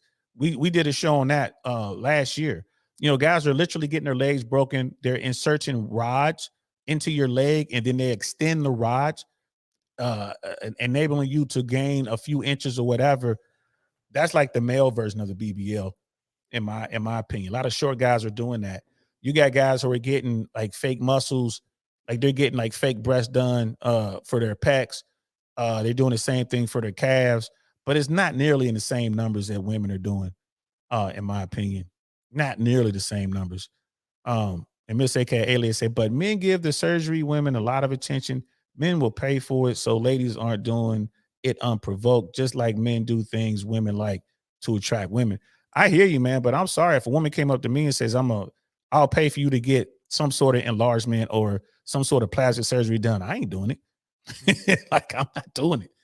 I don't care. It comes down to confidence. And simply because the guy's like, well, I'm going to pay to get your breast done, I'm not getting my breast done.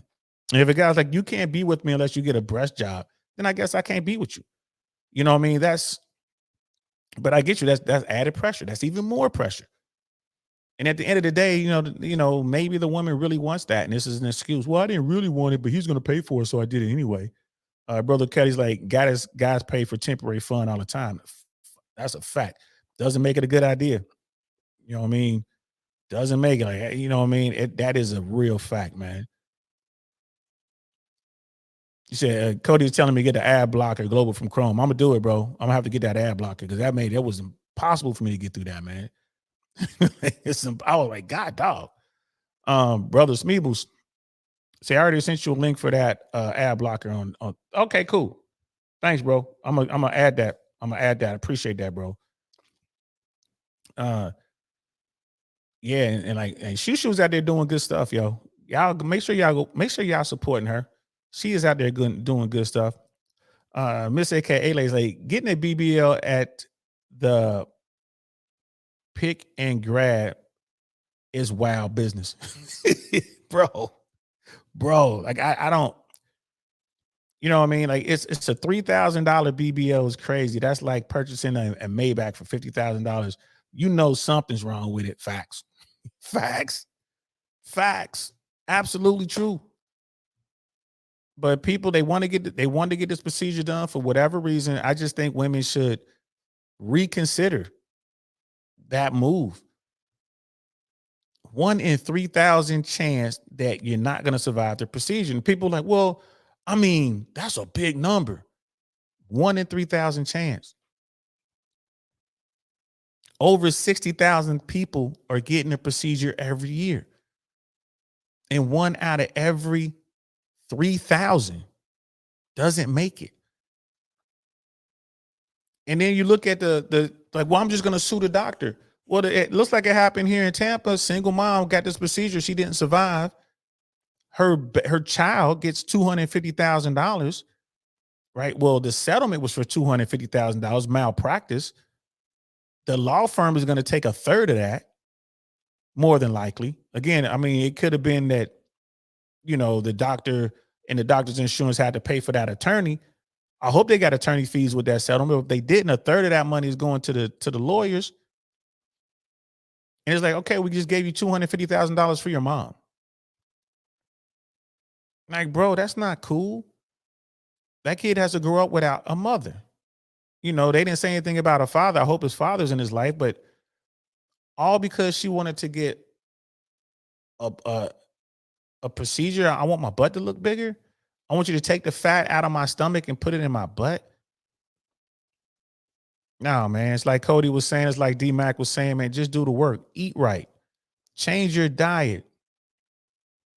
Go out there and walk. If you're working all the time, walk during lunch. Eat salad during lunch. No more ice cream. No more cake. No more cookies. No more French fries. No more Big Macs. No more none of that stuff. Go out there, do the work. And here's the thing. They showed a picture of her. Okay, yeah, she was a little chubby or whatever. I mean, it's plenty of dudes in her life when she was here. You know what I mean? God rest her soul. But when she was here, there's plenty of dudes who wanted to holler at her. Obviously, she had a baby. There's plenty of dudes that would give her attention. You know what I mean? And I'm gonna keep hammering this. I'm gonna keep hammering this home. A lot of women don't see the vast majority of men. So they're doing all this stuff so they can be more competitive, so they can get the top tier guys. I mean, if y'all think I'm wrong, let me know. I think women are doing this. They're risking their lives so they can compete for these top tier dudes. And the key is that top tier dude, he has so many options. Like, he might smash you, but he's not gonna take you on and your child and all your debt, right? I mean, why would he do all that? But in your mind, like, well, if I can have sex with him, that means he'll want to be with me. That's not what that means, baby. That's not what that means. You know, what did Cody say? Like, yeah, you can have fun with you for a short time. That's not what that means. Yeah, Miss AK, like, yeah, you signed so many waivers before those surgeries. Like, yeah, all those waivers I had to sign before I got the jab. We ain't gonna get into that, but that was one of the toughest decisions I ever had to make in my life. I wasn't so worried about myself, but for my daughter, you know, and I'm gonna talk about that on a Downrange podcast. That's something that YouTube still don't want you to talk about.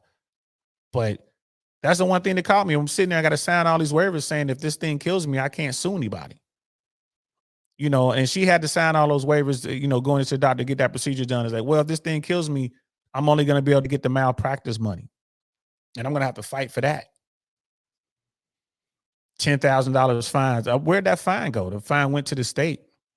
Brother Smeebles, I go to the gym in the morning just to do some basic cardio because I sit in the chair for like 10 to 12 hours a day. Facts. And then you can do like Rich Cooper does, man. Get that desk that you can raise. You can stand up on the desk. You know what I mean? And if you can, I don't know if you can put like a treadmill or something at work and like just be walking on a treadmill doing your business. You know, there are different ways to do it, but men aren't just signing up to get liposuction. Some of them are though, right? I guess John from Modern Life Dating did it, right? And that his name, John from Modern Life Dating. He got the hair plugs, he got the liposuction. And people are going after him for it, and I think they should. Last good man in Jersey's in the building. What's good? We're over here talking about natural versus BBL. And I'm not going to lie to you, man. I'm all about natural. I'm all about natural. Like I said, I'm a butt guy. I don't care about BBLs. BBLs are a turnoff to me. Like, oh, she got a BBL. And like I said, they're getting better. Like like when you get a really good one, like when you actually go to the doctors in the hospitals, not these $3,000 BBLs. When you go get the real BBL, however much that costs, they're getting better. Like the top tier plastic surgeons, they know what they're doing. But when you touch, you can definitely feel the difference. You can feel the difference. Like, all right, you had some work done. Don't you like it? It's good. And they start twerking. Go ahead and smack it. Like, I'm cool. I'm cool. I like natural, baby. Cool. I'll go here and holler at this skinny girl over here. This got just a little bitty booty, but it's hers. It's real. You know what I mean? Like I said, there's a difference. You can feel the difference. There's Brother Dino was asking me at the top of the show, like, bro, how can you tell? They are getting really good, but most of the time you can tell from just looking and then kind of get a feel for, you look at the body type, you look at what's going on, like, she got work done. She got work done. Miss AKA lady at Brother Smeebles. She's like, same workouts are such much. I think workouts are so much more important when you at a desk most of the day. And for real, just to keep the circulation going, you got to get out there and work. When you retire like me, you know what I mean? Most people, when they retire, they die within 3 to 5 years of retirement. Why? Because they stop being as active. They're not even going to work to get to the desk.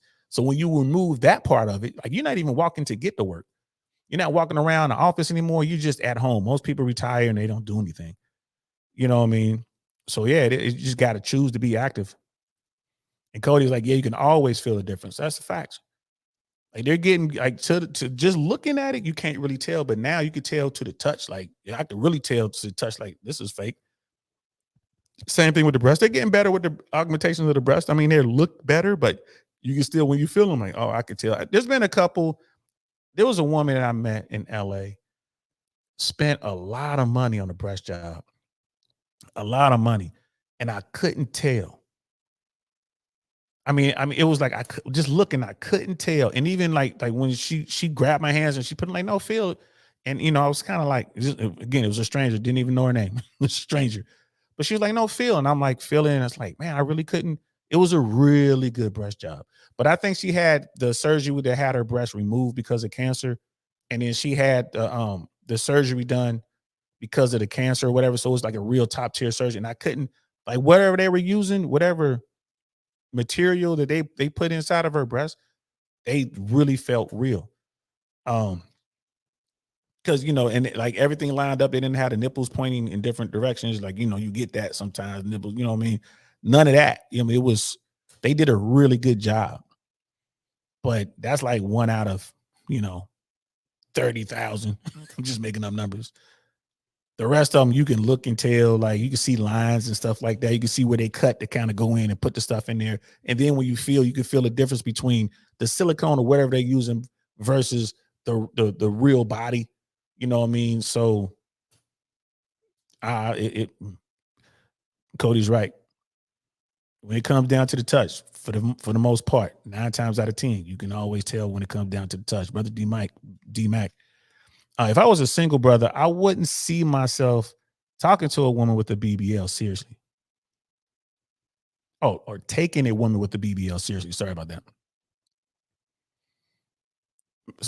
You know what I mean? I really should be putting these on. But we're going to struggle through it. Yeah, bro, I'm with you, man. As a single brother, man, I don't take women with BBL seriously. If I see a woman with a BBL, I'm not really trying to holler at her. I mean, I can, like I said, if I suspect she has a BBL, I'm passing. And as a young dude, when I was just out there smashing whatever, we didn't have BBL. So that wasn't a big thing. Have I smashed women with BBLs? Yes. You know, it was what it was. Nothing crazy, nothing not crazy. It was a woman I didn't really care about. So it was all about the physical anyway. So it's not like, oh, I wouldn't want to be with this woman. Like, nah. So ladies, it really doesn't give you that bump that you think it does. Like, it doesn't really give you that bump. Brother Speedball's like, I can deal with a woman with no tits and small ass if it's all natural. It wears no, and she wears no makeup and has good skin. Nice skin does it a lot for me if she's 100% natural. Facts. And this is what I'm talking about. In that TikTok video was asking men, what do you prefer? Every man on there was like, yeah, natural over BBL. Almost 100% of the time. Like, I only think of one dude. Like I said, Michael Sertan was like, nah, I like augmented women. I love the big fake breasts. I love that. I love young girls with the lip fillers and the big face. Well, I don't think he said lip fillers, but he did say the big breasts. He likes that look. I don't. And if you look at his show, that Vegas show that they do, you know, those are the type of women that he loves to be around. I don't like that. I don't like that at all. But I'm with you, Smeebles. I'll take the woman who's skinny and no upgrades, all natural, doesn't wear a lot of makeup. I'll take her over an Instagram thotty with fake breasts, the BBL, the lip fillers, the big Venus flytrap eyelashes or whatever those are. I don't like any of that. If I see any of that, tons and tons of makeup, This is why I don't approach women most of the time, bro. Because you see, that's all you see in the streets these days. I ain't trying to approach that. You know what I mean? Brother Cody's right. Honestly, I hate it. Yeah. Yeah, man. It seems and scars. I don't mess with it. That's not me. I don't mess with it. You know, if you just get a woman who's down to do something and you feeling it, you're a little horny or whatever, you just want to get one off, okay, fine. But as far as like trying to get to know someone, trying to be in a relationship, that's a deal breaker for me. Like, oh, she's got fake breasts, she's got fake BBLs and all like that's a deal breaker for me. You know what I mean? Like I'm not even trying to do that. I'm not even thinking about that. And as an old dude now, like I'm not even trying to put in the work to even just smash. Like I'm not trying to do that. She literally would have to say, "Hey, let's go right now. Let's go to your car right now, and you can knock this off real quick." And even then, like I don't know. Like, I don't know. I don't know. You know what I mean? Brother Smith was like, I make fun of my sister when she does massive eyelashes. Yeah, those things are crazy, man. Those Venus flytraps on their eyes, man. She no longer wears them around you. That's what you need, though. You need that pressure. Like, what do you, those big things, man? It's like this. What are we doing? What are we doing? I mean, I've met some really attractive young women, and I'll ask them, like, what are you doing? Like, you don't need all that makeup. What are you doing? What's up with them eyelashes? Why are you getting stuff threaded and whatever else they doing? What's up with these nails? Like these nails gonna way out here with all kind of trinkets clipped onto them and everything. Like, what are we doing? But I guess the women are like, okay, cool. I'm getting the attention that I want from these whoever these dudes are.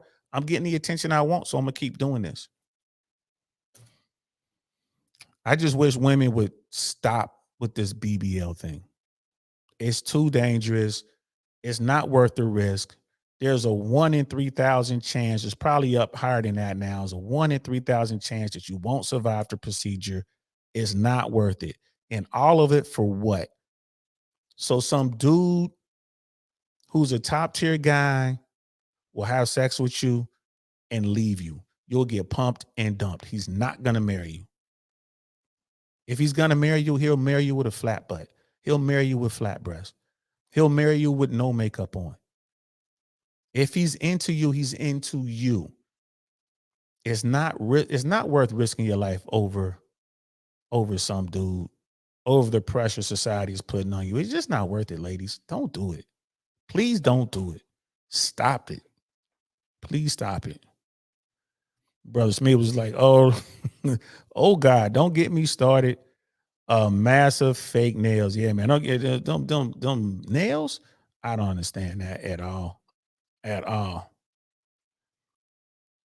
He was like, hey, threading is natural. I don't know what threading is. It's just one of those things. It's like, what are we doing here? It's just too much. I get it. You got to do more as a woman.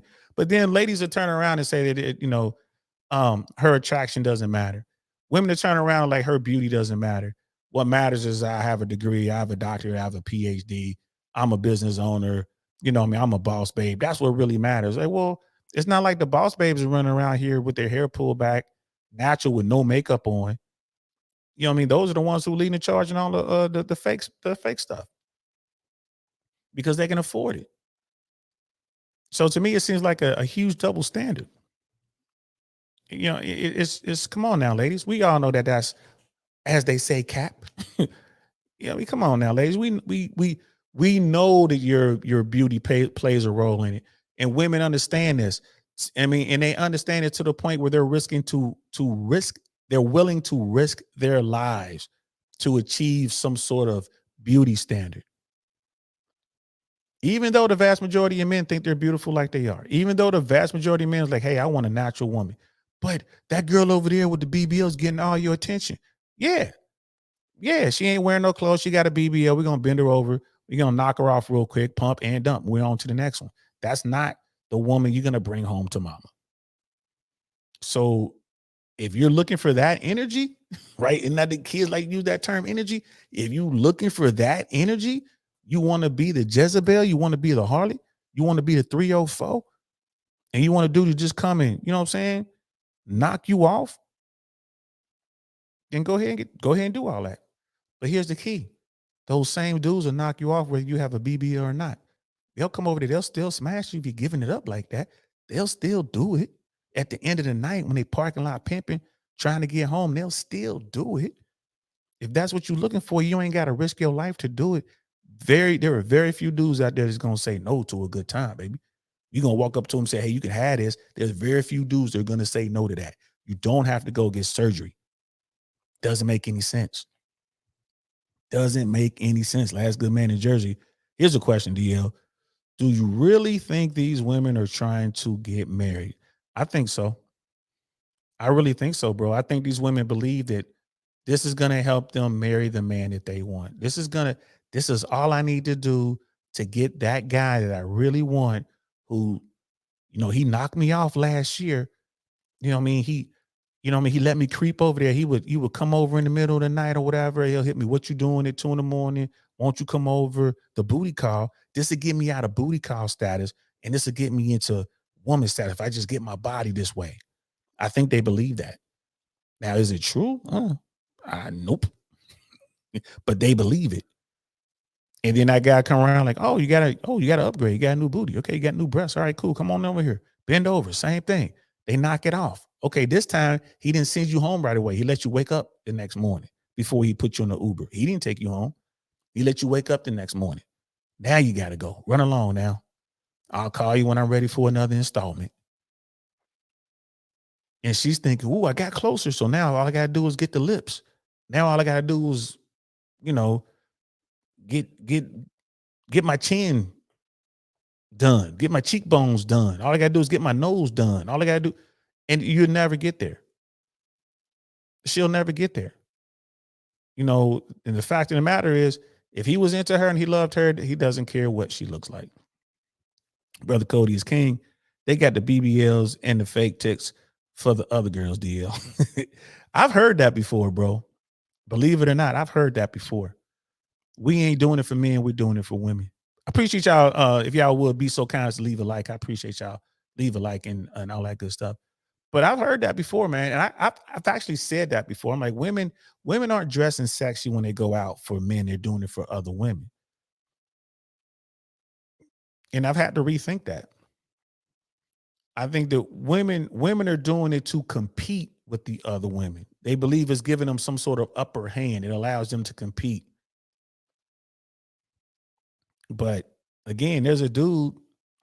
You get a woman who's thinking about doing $100,000 in upgrades. There's a dude in her friend zone right now that will love her forever. He doesn't want any of that stuff. And he would just love her forever. He just want access to her, but she can't see him. That is my friend. He's in the friend zone.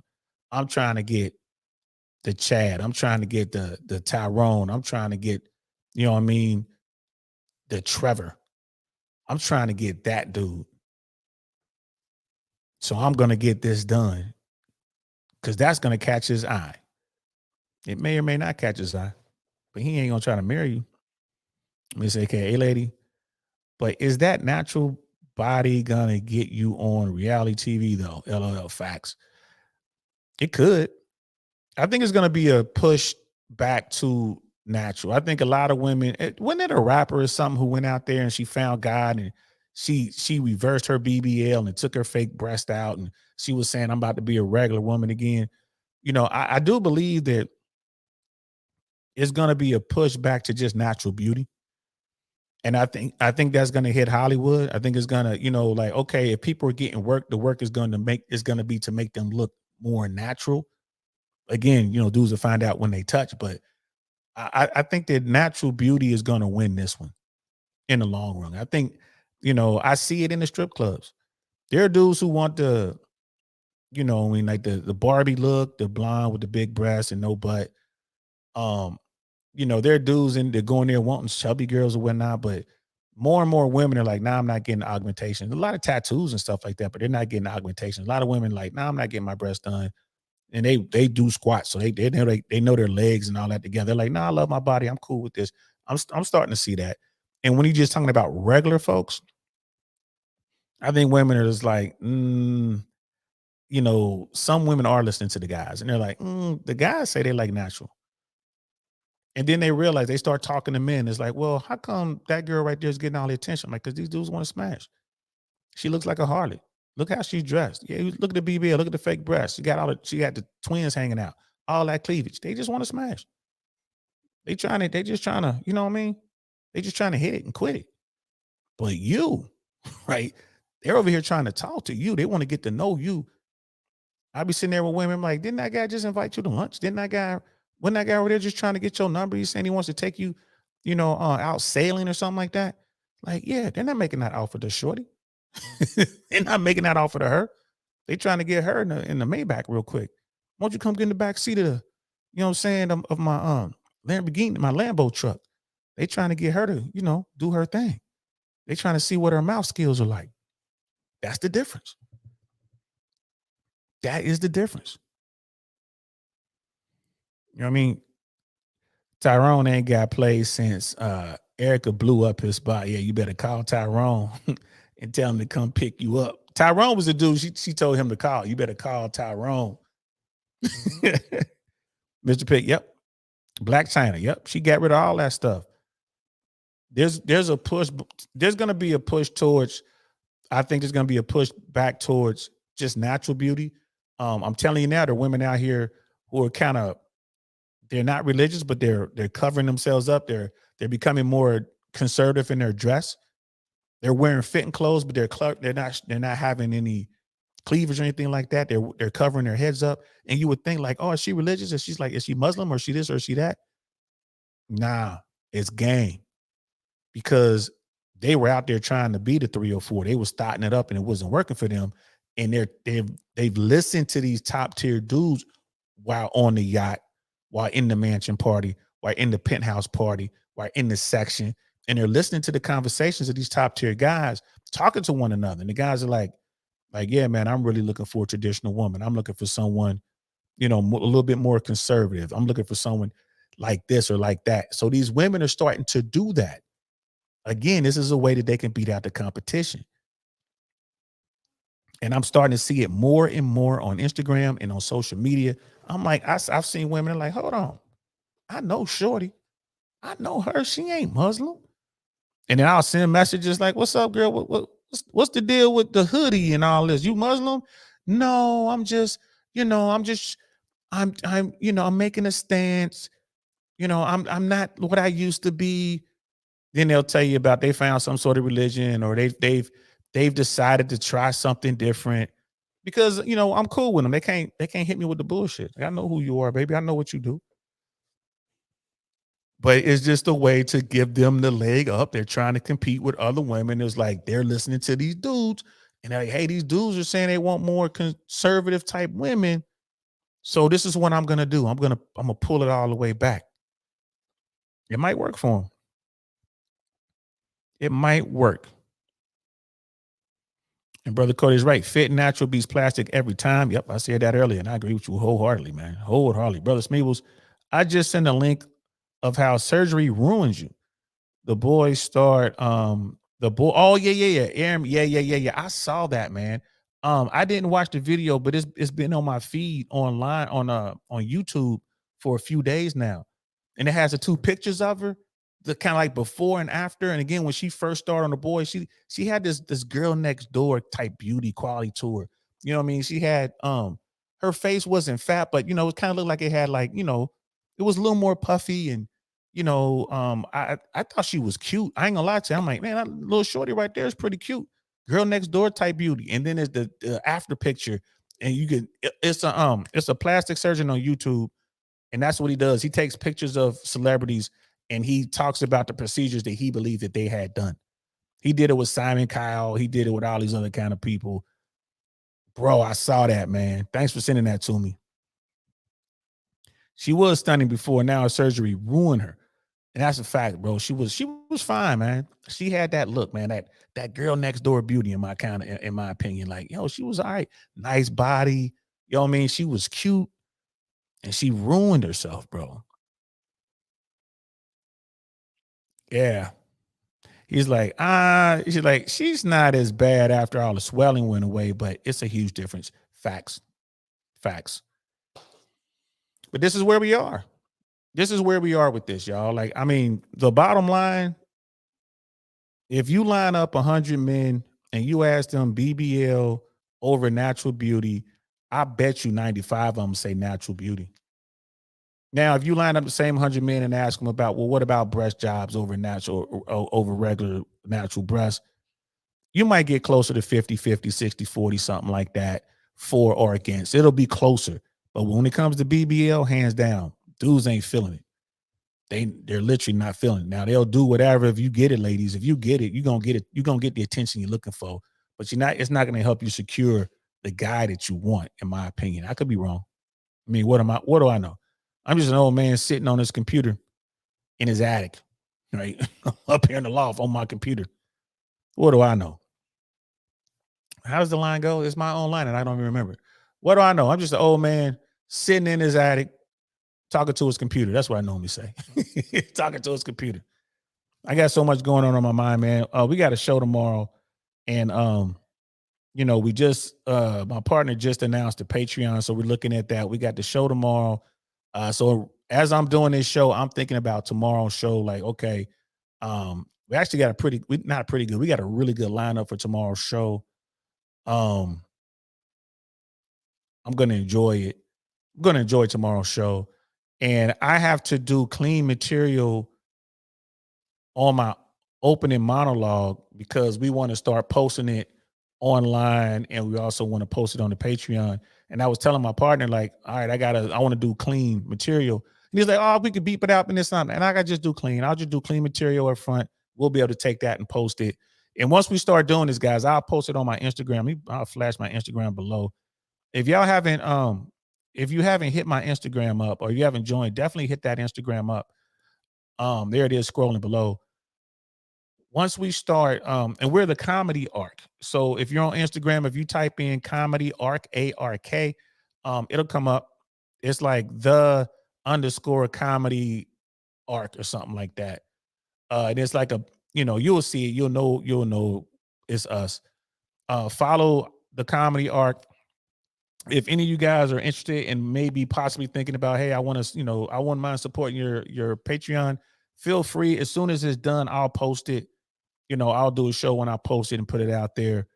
We're gonna have behind the scenes footage for certain tiers, and it's gonna be a separate podcast like segment we're gonna do. It's called In the Section.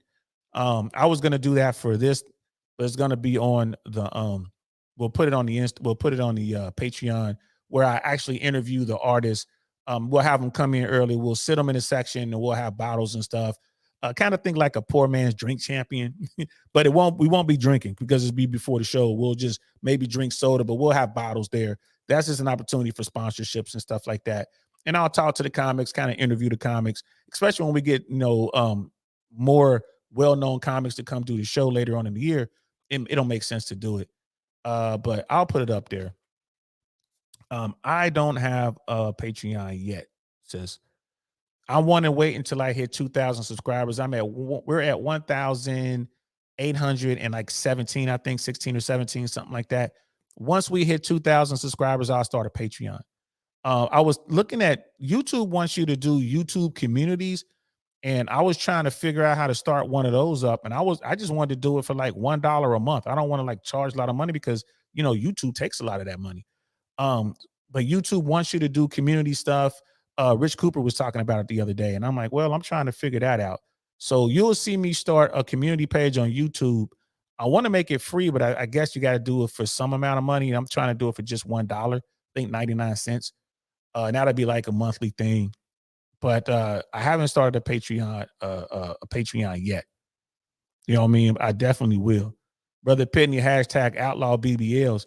Hey man, I believe in freedom, man. And if that's what you want to do with your body, man, go right ahead and do it. If that's what you want to do. I'm not gonna stop you. We grown-ups. It's not hurting me. The fact that you're going out here doing these basement bargain BBLs, but I hate to see women lose their life over something like this. It's sad. It's sad. I wouldn't go as far as saying outlaw it, but freedom is ugly, man. I'm gonna give you your choice, man. If you want to do it, go ahead and try it. But I think we should just talk to women about it, man. Just, hey, love, just be honest with these women. Like, hey, you don't need that. But once someone gets something in their head, bro, that it is what it is, man. It is what it is. Thank you, Brother Smeagol, for putting that up there. I appreciate you. There's the link. There's the link to the Instagram right there. If you guys want to jump over, it's gonna be, that's where I do all of my comedy stuff. I'm gonna start, like, when I start doing gigs, if I'm out actually performing, the information will be on the Instagram. I'm doing shorts, I'm doing lives, stuff I wasn't doing before. That Instagram is getting more and more active. So yeah, if you guys don't mind, jump over, give us a join over on Instagram. And from my Instagram, you'll see stuff from the Comedy Arc. That's what we're doing here in Tampa, the Comedy Arc at Status. We're gonna be doing other events, other venues as well. So just come through. Brother Penny was like, yeah, man, he's laughing like, man, just kidding. I believe in personal freedoms as well. Just hate the sight of them. Yeah, bro. I ain't like them. BBLs, man. Like I said, though, there's one woman that had a BBL that I thought I really couldn't tell. Like, man, is that a BBL? And she was a stripper. We're in her place of business. And I had to ask my other girls who worked there, is that a BBL? And when she came over and I asked, like, hey, and she's like, go ahead and grab it. And that once I grabbed her, I was like, oh, yep, this is an upgrade. I could tell immediately once I touched her, like, okay, yeah, that's a BBL 100%. And the thing is, she was fit, man, like really slim and fit. She didn't need it, in my opinion. She didn't need it. I'm pretty sure she paid more than $3,000 too, keeping it 100. Keeping it 100. So that's our show for tonight, y'all. I hope y'all enjoyed that one, man. I know I enjoyed bringing it to you. This was fun. Tomorrow we're going to be covering some financial stuff. We're going to be talking about that Dumb Money movie, and we're going to be talking about the documentary around that. That's the whole GameStop short squeeze. We're going to talk about how Dumb Money, basically broke down some of these hedge funds. I thought that was kind of cool how they did that. We're also going to be talking about what's going on in the financial sector in America with the regional banking system. There's another regional bank on the ropes, and this bank actually bought out some of the other banks that had collapsed earlier last year. So we're definitely going to be talking about that tomorrow. And that shout out to D-Mac. That's going to be a D-Mac show. This one was Smeebles, and tomorrow's going to be D-Mac's show. We're going to talk about that. I'm not going to be able to show anything as far as video, but we'll be able to read some articles and stuff like that. Because I tell you what, Wall Street, especially the hedge fund managers, are very, very concerned about short squeezes and how that went down and how fast they were able to crush a hedge fund. All the other hedge funds had to come in and help and bail them out. So that's what it is. Miss AK, what do the BBLs feel like? They're not soft. It's kind of like man, it's hard to describe. It's really hard to describe, but it's like you can feel your butt now. Like you feel how you have the soft tissue, the fatty tissue, and there's that charming type, nice little pushback or whatever. There's no pushback. Like when you grab it, it's just, it's rough. It's solid. It's solid. You know what I mean? It's no, like no movement, no whatever. It's real solid. Really hard to describe. I guess it's kind of like if you have a balloon that's almost full with water, you can kind of feel the kind of softness to it versus a balloon that's so full it's about to burst, and it's just like no room, no pushback, no give. That's kind of how it feels. You know what I mean? Brother D-Max said, great show. Appreciate you, bro. Appreciate that, man. Brother Smee was with the great show. Appreciate that, bro. Brother Michael got in here just to say goodbye. We got Brother Michael up in his piece. Just in time to say goodbye, man. We're out of here, bro. That was I'm glad you guys enjoyed the show, man. I'll be back tomorrow. We're gonna go early tomorrow. We're gonna go probably at 5:30, 5:15, 5:30. We're gonna do Brother D-Max show. Remember, I got to get out of here early, so we're gonna do hour and a half. We're gonna talk about the financial situation with the regional banks. We're gonna talk about that dumb money show, which I thought was a great show on Netflix, and the documentary about that. We're gonna pull up a couple articles and try to, we're gonna talk about exactly what those people did in Reddit and to bring the market to its knees. When I'm talking about a market, I mean these short sellers, these hedge funds to their knees, right? So I'll see y'all tomorrow, man. Y'all know what time it is, man. I'm DL Saint. This is I Really Want to Know podcast, man. Thank y'all so much for everything, man. I'm gonna see y'all tomorrow, 5:30. Peace. Nothing like I've ever seen. It's just a thing of beauty.